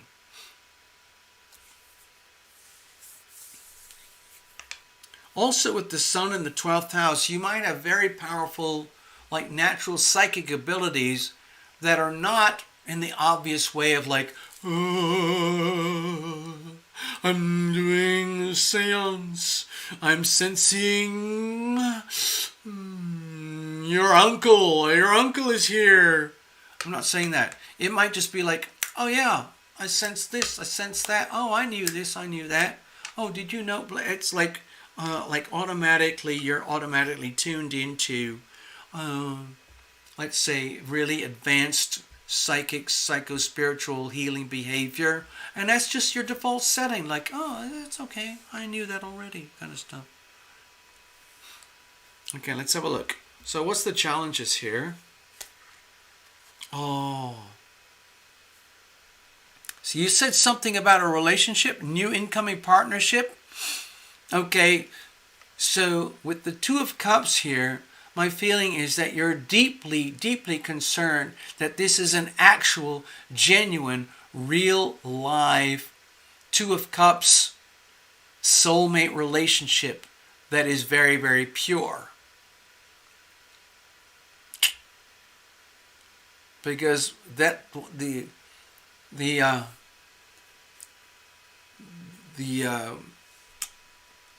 what's not the correlation, but the corollary, the opposite of that would be like, oh my God, what if this new incoming partnership is not having the qualities of the Two of Cups? Uh-oh, that would be a serious problem. Okay, but anyway, remember, in this area of this particular reading, we're talking about fear, potential problems. It doesn't mean that this is the end of the world. All I'm suggesting here with the Two of Cups is that you're acutely aware of this new energy partnership dynamic that obviously seems to be you're preparing for in your life, according to your notes on the chat. And the worst is behind you. So, and you said just turned 50, so you got a lot of miles ahead of you. So with the Two of Cups here, you're concerned, to me it feels like deep down, in a very kind of pure way, which would be Sun in the 12th house, in a very, very pure way, what you would be hoping that you would manifest, and what you have manifested is a relationship that is very pure, very loving, very pristine, very much about soulmate, love to love connection, as opposed to lust, money, sex, exploitation, and primitive three-dimensional dynamics in love and relationship. That's obviously something that you don't want. It looks to me like what you want and what you feel that you deserve is something very pure, divinely ordained, and very loving, in a very considerate, thoughtful, respectful, kind, generous, caring kind of manner. And those are the things that really, really count in the long term in a loving relationship. Kindness, patience, consideration, good listening, good communications, and the willingness to live and let live. Anything less than that, and you've got problems. Okay. So what is the problem here? Well, we already got that. The problem here is that, to me, it feels like it or not, you've set the standards very high for yourself, and it looks like you might actually be deserving and a recipient of something that is good for you, where you're going to get what you deserve, and you can receive what you deserve. But it's very scary because you've set the standards very high, and what happens if that doesn't happen? Okay? So how are we going to deal with this going forward? Okay.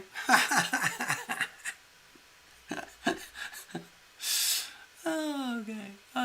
So I've got the Eight of Wands here. My feeling is just, the way to deal with this thing is kind of trust yourself a little bit, ECAT. Trust yourself that you're already kind of, let's say, a pretty highly evolved person, on the spiritual ladder of evolution and all of that kind of stuff.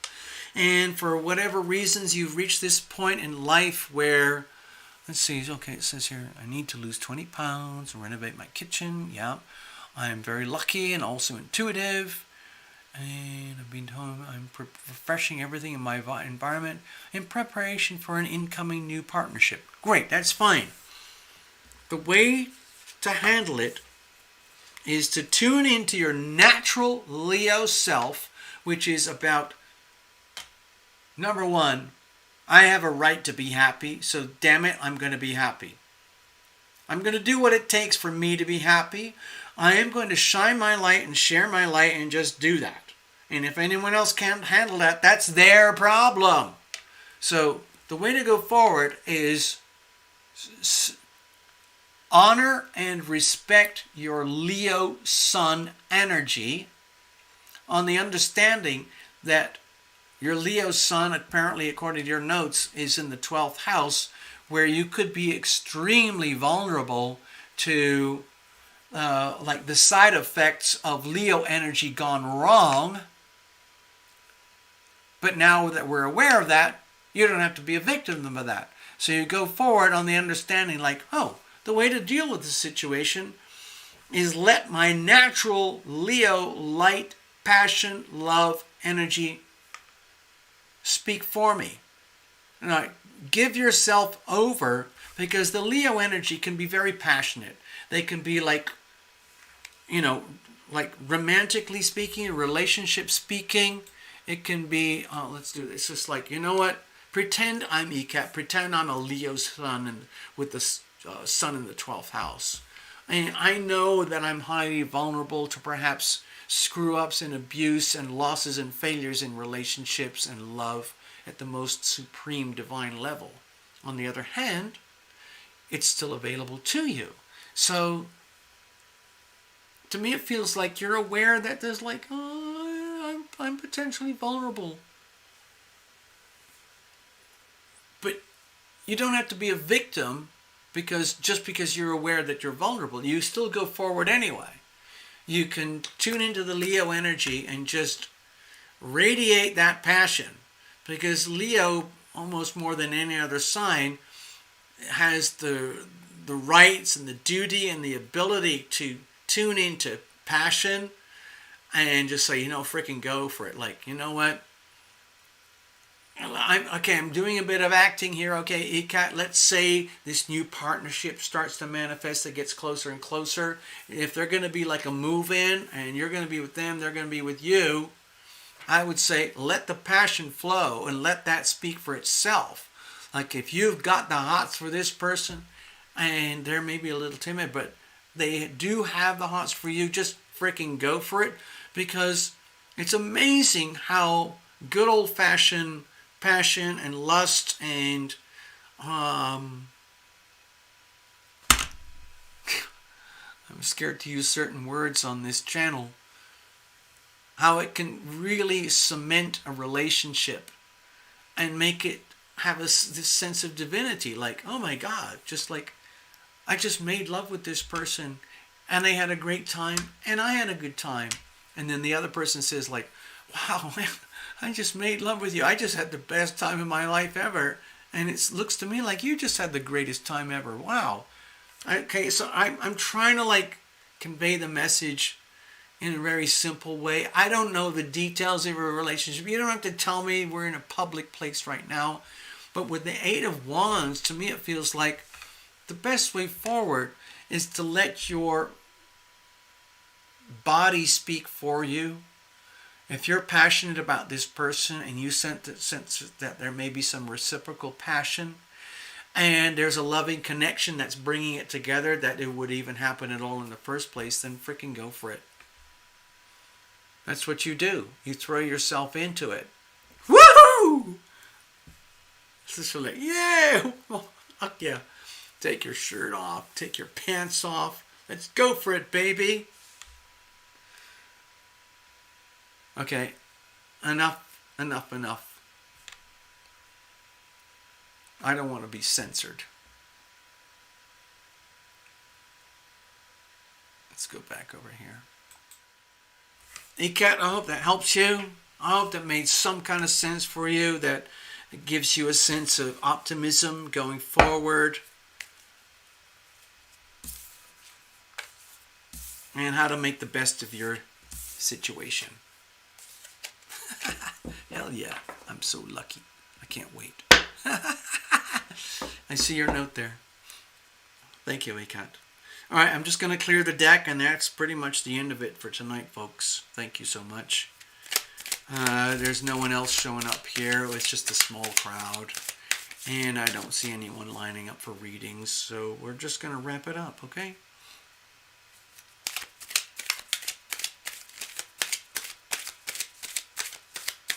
I had a lot of fun reading for you guys. I'd rather do a smaller number of readings for a few people where we can really go for it, rather than just banging out like 2-minute specials. I mean, I've tried that before. I used to do readings like, oh, here's your 1-card oracle, thank you. But eventually, you know, for whatever reason, I tend to become very immersed in the client and the reading.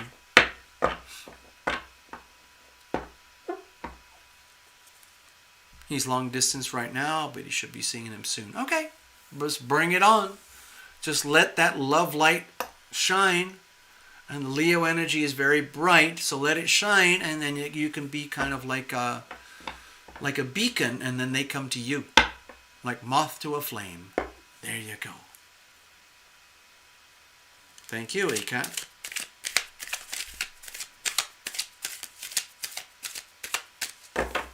I'm going to see if I can play LINA's song now as we wrap it up tonight. Let's have a look here. Thank you, everybody.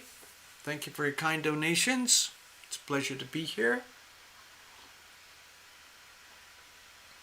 I'm glad you appreciated that, Ikat. Sorry, I had to adjust my seating. So, I'm going to see if I can figure out a technical way that I can play LINA's song here. So if you want to just, how am I going to do this? All right. I think what I'll do is give myself a little bit of wiggle room here. And find a way to do this.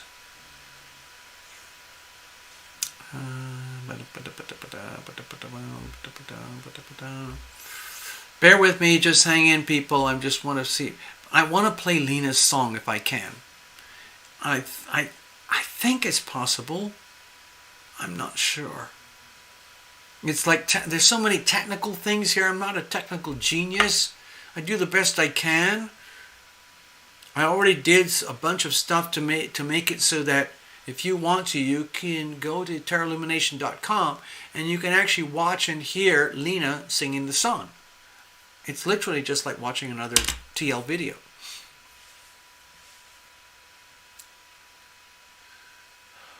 But can I play it here tonight, right now? Hold on, let me see if I can. I'm just going to play a little bit of music while I do some homework in the background, okay?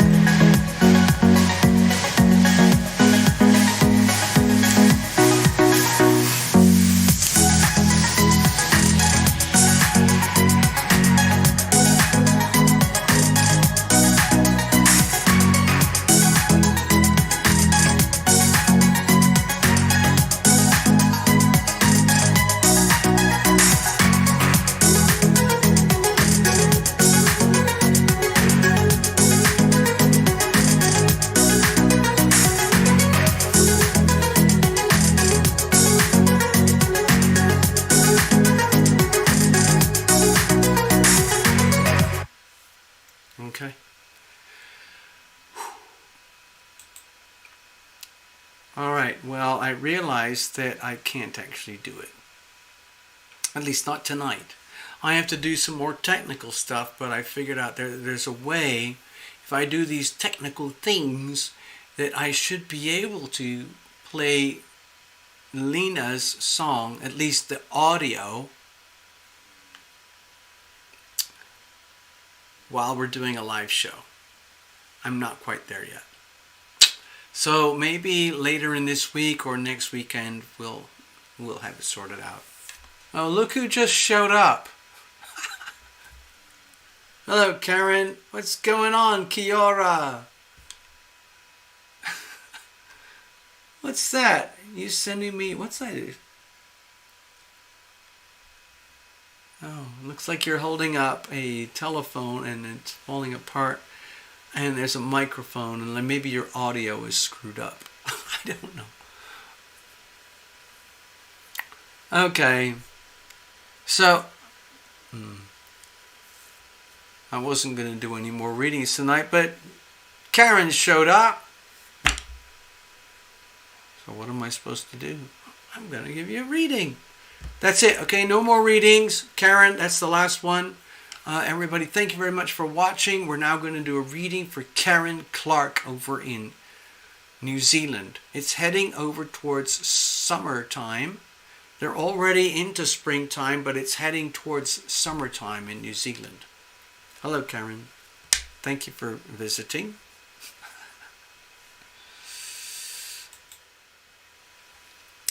And LINA, let's just do this. Karen Clark, there you go.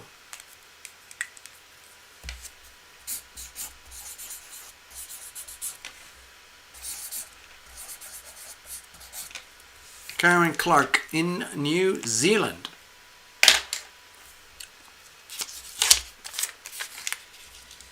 All right, here we go. Let's have a look. Let's see what's going on.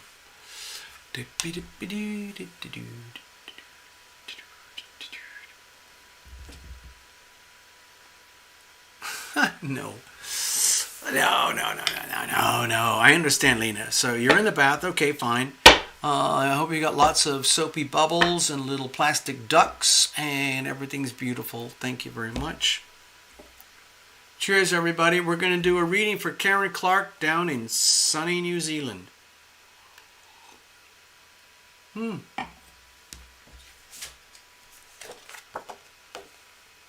As some of you know, I have a soft spot for New Zealand. Here it is. Here is New Zealand. As you can see, it is in the southern hemisphere. Here is the equator. As you can see, that like about 80% of the human population lives in the northern hemisphere. And there's a bunch of people over here in southern South America, southern Africa, Australia, South Pacific, and New Zealand. New Zealand has, you went from 4.5 million when I first, started to get to know you folks. And now you're closing in on 5 million. Okay, so 5 million people sounds like a lot of people, but when you look at it this way, okay? There's New Zealand, right? Got it? Do you see that? New Zealand, when you add up all the land mass, it's about the size of California, okay? Now, in California, where I used to live last year, they have about 40 million people. 40 people. 40 million people. Okay? And it's a very spacious, beautiful state. Even though it has a lot of severe financial and economic and political problems, it's still a very beautiful place.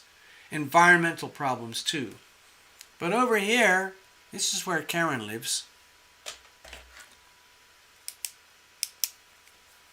Karen lives right there at the tip of my pen, right there.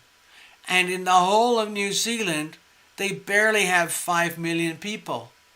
So you can drive for hours, you can go all over the place and you hardly see anybody. And as they say, there's a lot of sheep. There's also a lot of cows. But there's not a lot of people. That's kind of why I like it there. I'm a little bit of a homophobe. Sorry, folks. I am. Even though I feel like we're being very sociable here, I like my privacy. I like my distance. There we go. All right, Karen. I have no idea what's going on over there with you. I know. So for the people who are not aware, Karen has been with the channel for years. Karen is a very active entrepreneur in New Zealand. She is involved with like traditional Maori art forms and craft forms in her town. And she's a proponent of those art forms. In the United States, it would be the equivalent of being a person who is very actively involved with the Native American community and their art forms. Okay? So Karen is that kind of person.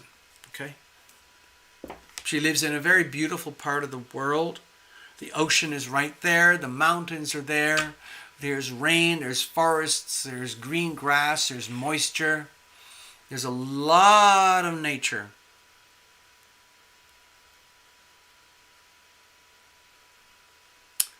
Okay, I see your notes there, Carolina.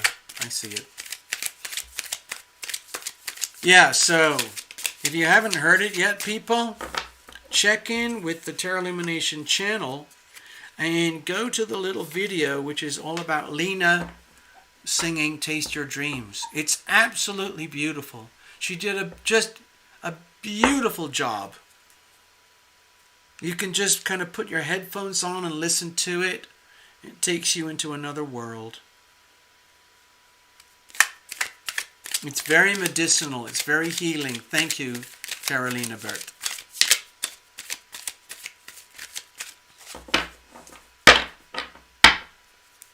Oh, let's have a look.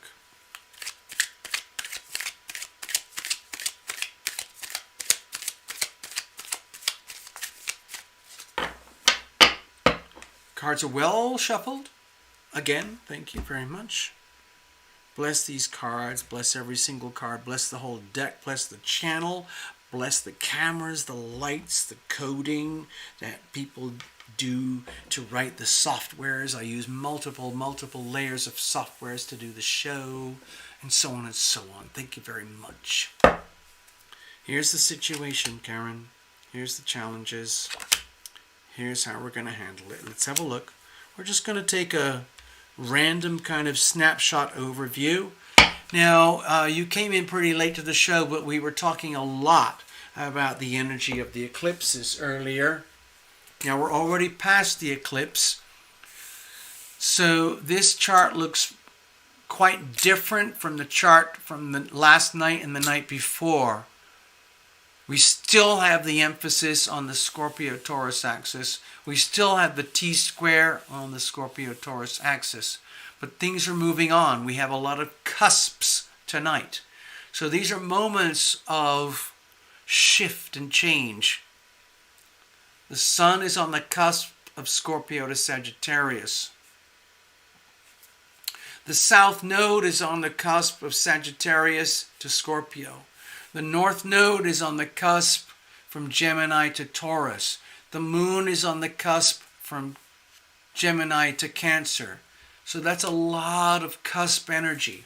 So with cusp energy, it's just like, I don't know, you're in a supermarket or a highway and you're changing from this lane to that lane, or you're checking out of a grocery store, or you're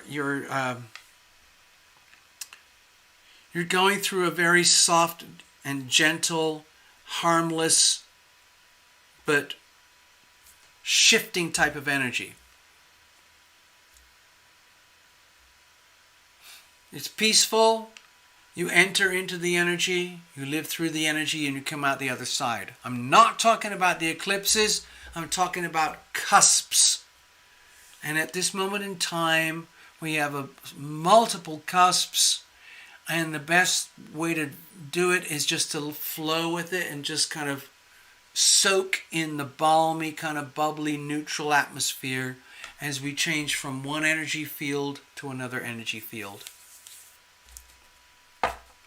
I'm going to look at this energy here. I'm going to equate that with the sacred geometry of the moment, okay? So we have the Eight of Swords. So, please don't take this personally, Karen. Don't take it personally. But if you are in a situation or environment right now where you've reached a point of culmination where it feels like you're hogtied, or what do they call it, hamstrung, or where you're just like you're stuck because the levels of problems around you have multiplied to the point where you get paralyzed. Like, what the fuck am I supposed to do? It's not you, okay? It's not you, Karen. It's circumstantial. It's external to you. It's the environment, your place, the people around you. It's like they're all impacting you in such a way that it would be very easy for you to feel hogtied, constrained, restricted, fearful about what to do, how to do it, where to go, who do I talk to, how can I go, what the bleep am I supposed to do? Because almost like wherever I go, I'm terrified I make a mistake.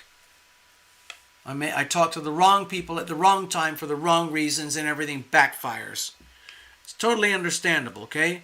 Karen, we just lived through a huge eclipse. Some people I know in New Zealand saw it. Some people in New Zealand wrote to me and they said they saw the eclipse. It wasn't a full eclipse, but you could see some of it. Oh, Karen's saying you're an Aquarius cusp Pisces. Oh, let's have a look at that. That's this energy over here. So Karen has strong Aquarian energy, let's say Aquarian sun over here, but it's on the cusp of Pisces. So it makes it kind of awkward. When you're dealing with cusp energy, it can make it awkward. It's like, what's a good way to describe this? I just came from here, I'm going to there. I know that my life is over there, but I'm actually over here. Do you see what I'm trying to get at? I hope that helped. Anyway, remember, this is not you, Karen. The Eight of Swords here, that's not you. It's just you might be surrounded by that kind of energy, which might make it feel as though you are in a bind. Let's have a look. What's the situation itself? Oh, okay, let's just get straight to it. It might feel right now as if you've been totally fucked over.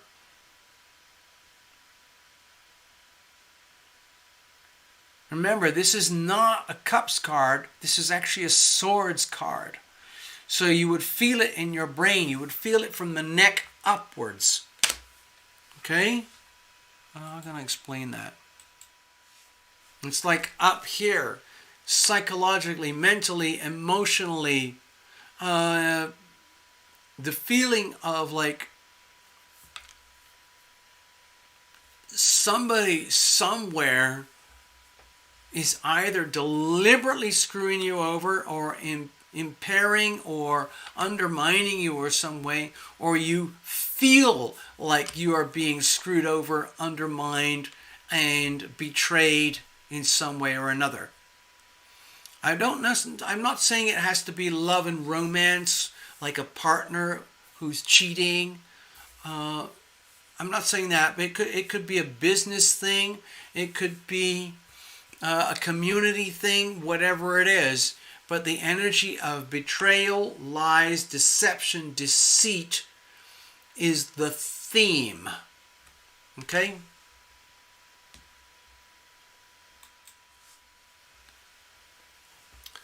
All right. So that's the situation.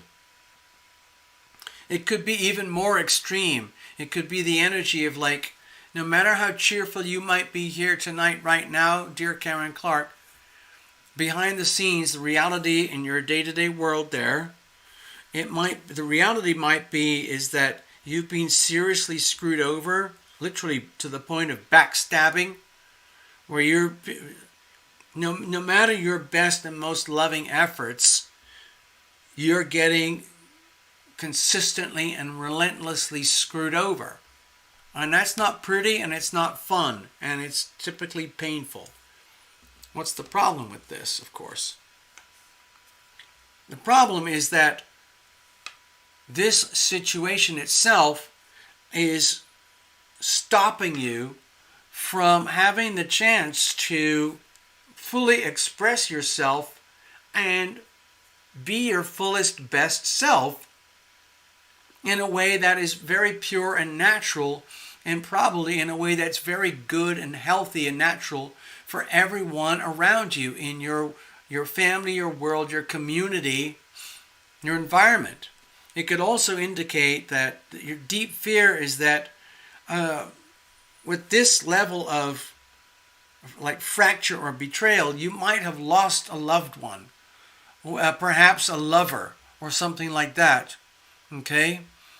Where there's a fear that, am I ever going to get my love life back? Am I ever going to get the love back in my life? Not just perhaps necessarily from a lover or a partner,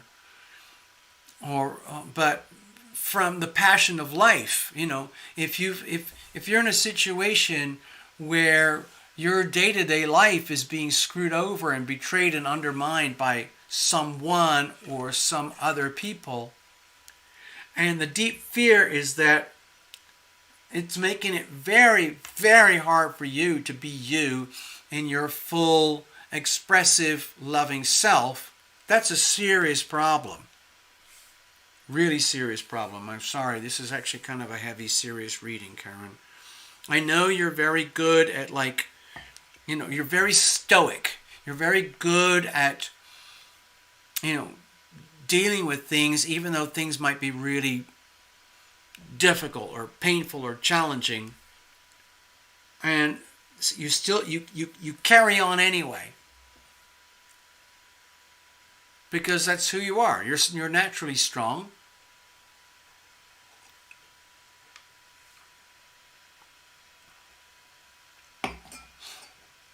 Also, another with the eight of wands here, it could feel like, oh my God, things have been so screwed up and so bad,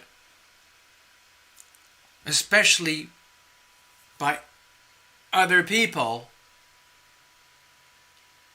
for whatever reason, coming at you, whether they resent you or they're jealous or they're not, Karen, we've talked about this before, tall poppy syndrome in New Zealand. If you happen to be one of those people who's just a little bit smarter, a little bit more adventurous, more enthusiastic, more capable, more willing, more able than other people to live a life at the front edge of your spiritual evolution, to the point where other people notice that and they can't handle that, it triggers the tall poppy syndrome, where everyone around you decides it's not cool for Karen Clark to be Karen Clark. We're going to have to shame her, insult her, betray her, undermine her, bring her down, diminish her, point fingers, so that we can take her down to the point where we are, so that we don't have to evolve to the point where she is. That's what happens with tall poppy syndrome. I know you know this, Karen, because we've had this as a theme in your readings before. It's a problem. It's a serious problem. And it seems to be repeating itself here. And so if it gets to the point where there are others or a particular person who literally can't handle your own awesomeness, And instead of doing their own spiritual evolution to come up to your frequencies and vibration, they are betraying and undermining you to try, essentially to take you down to where they are. Then that's very sad. To me, that's very sad, very tragic, and painful. What are we going to do about this? Oh, Karen. To me, this feels like it's very, very sacrificial. I just see your notes there on the screen. I'm an Aquarius, cusp Pisces. The Aquarius energy is going to be building up more and more and more over the next few years. And Karen, in about 2023, 24, the Aquarian energy is going to go off on a whole other tangent. And when Pluto enters Aquarius, so you are facing forward in the next, I don't know, year, 2, 3 years, some big shifts in energy. And so when I see the Ace of Cups here, to me it feels like we're talking about the Pisces side of your nature. If it says, I'm an Aquarius, cusp Pisces, it sounds to me like on a natal chart, I can't remember if I ever did it. I'm sorry, Karen. I can't remember if we ever did a full astrology reading.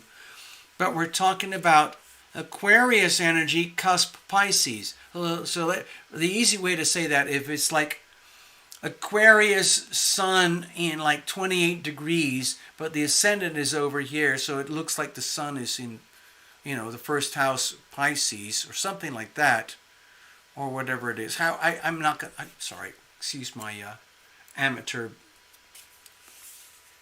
chitter chatter, but we're talking about the Pisces energy here, where we have to admit, let's just admit it. Okay, sorry, let me backtrack a little bit. Every Aquarian person that I know or have known tend to have a very magnanimous, caring, humanitarian heart. They care about humanity. They have a certain selfless aspect to their nature. It's part of the Aquarian vibe. They're more interested in what's good for humanity than what's good for themselves. And when Aquarians discover that not everybody is that way, it can be very painful for Aquarians to understand that some people are totally malicious, perverted, exploitive, abusive, narcissistic, megalomaniacs. And the Aquarian energy can be very brittle. Just one little shock can take an Aquarian to the ground. It's so painful to understand for an Aquarian that there are other people who do not have that Aquarian, beautiful humanitarian theme, which is utterly selfless. And so when you go into the Pisces energy, when you're talking about the complete and utter dissolution of the self, the complete energy of sacrifice, that's what we're talking about here.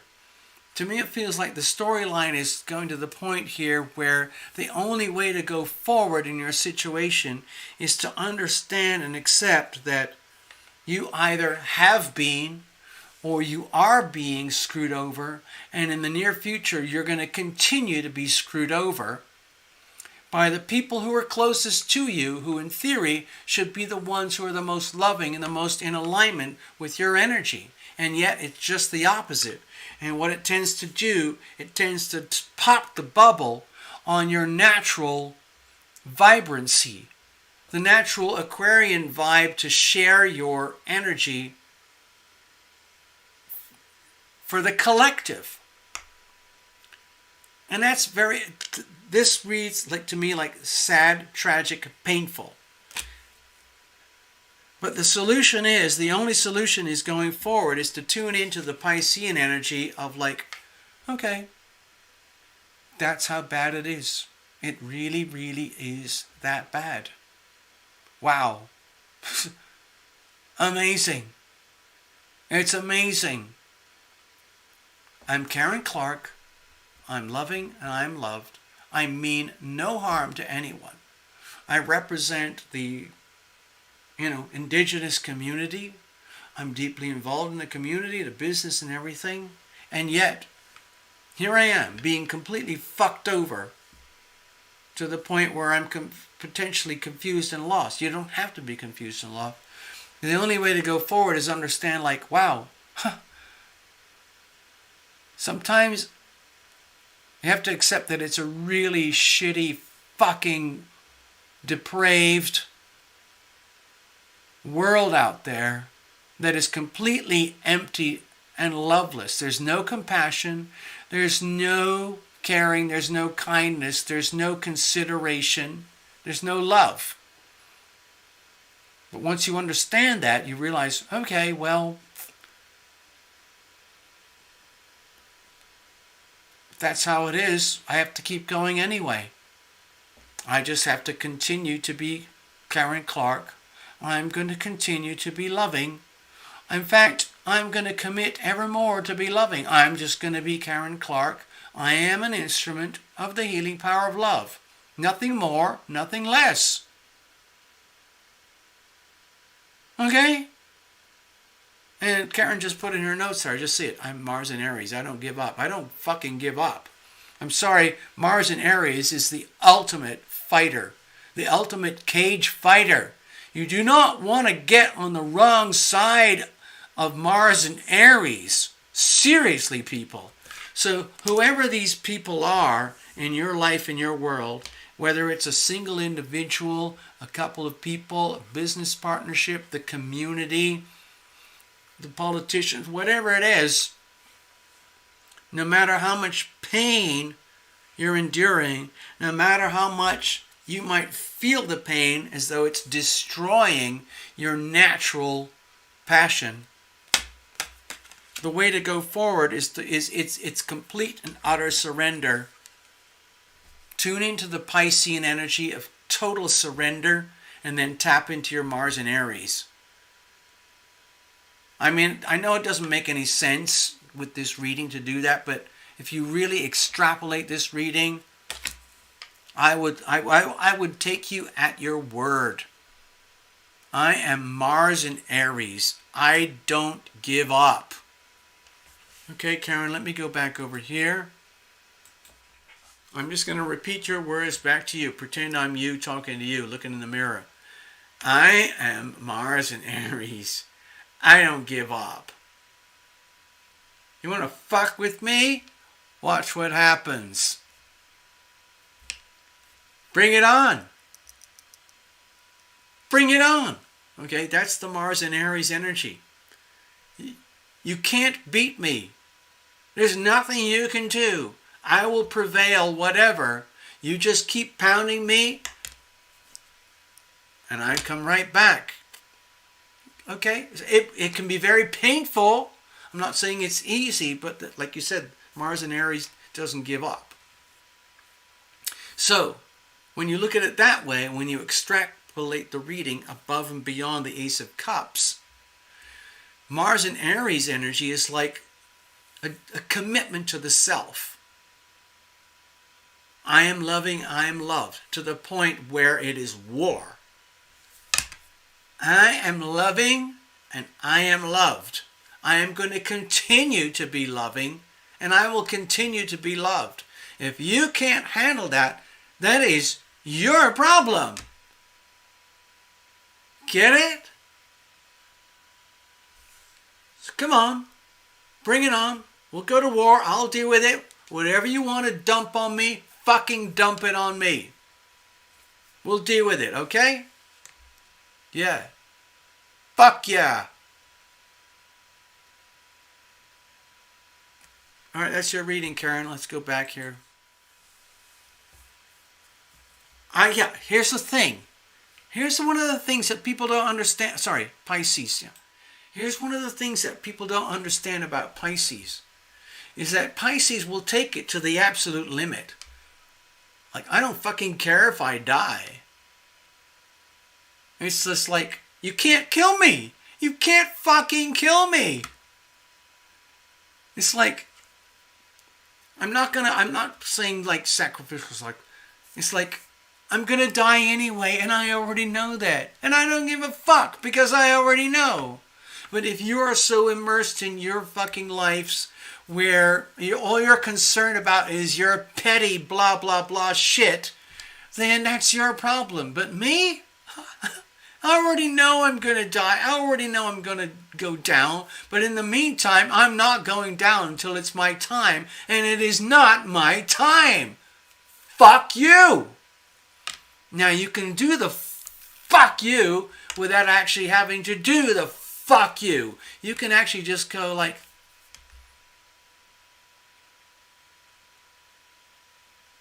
oh, okay.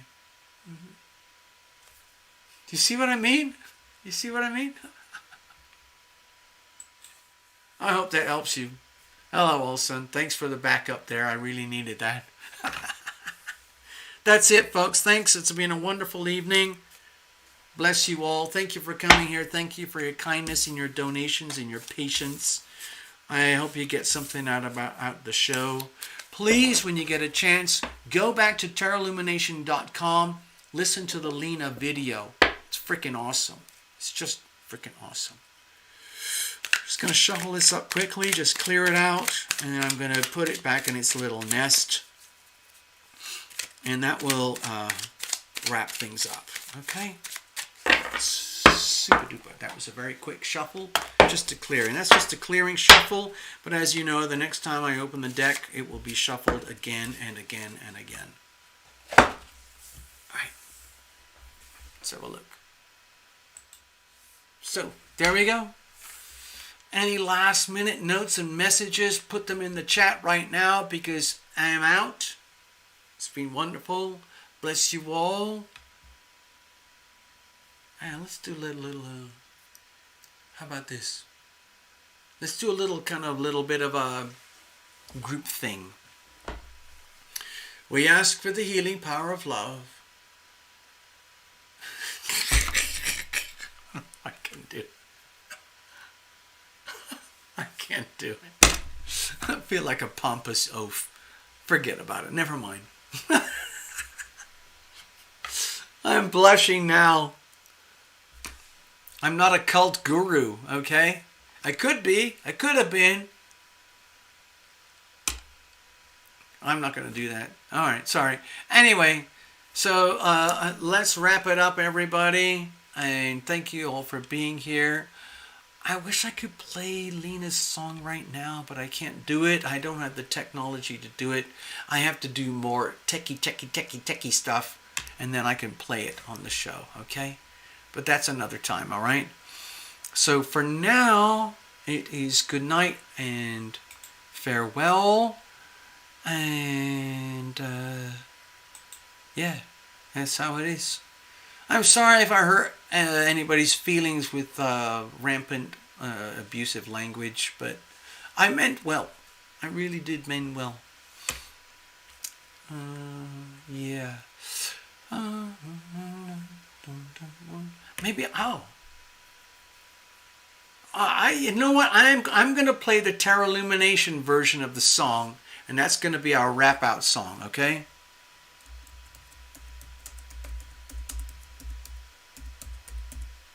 Here we go. So this is what it sounds like from TL, but honestly, the LINA version is much sweeter.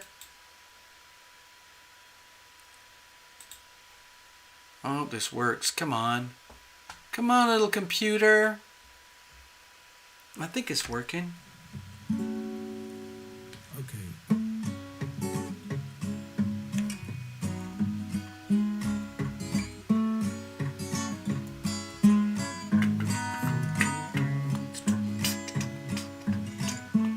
If you wish for a simple miracle, if you wish you can have one right away, all you need is some faith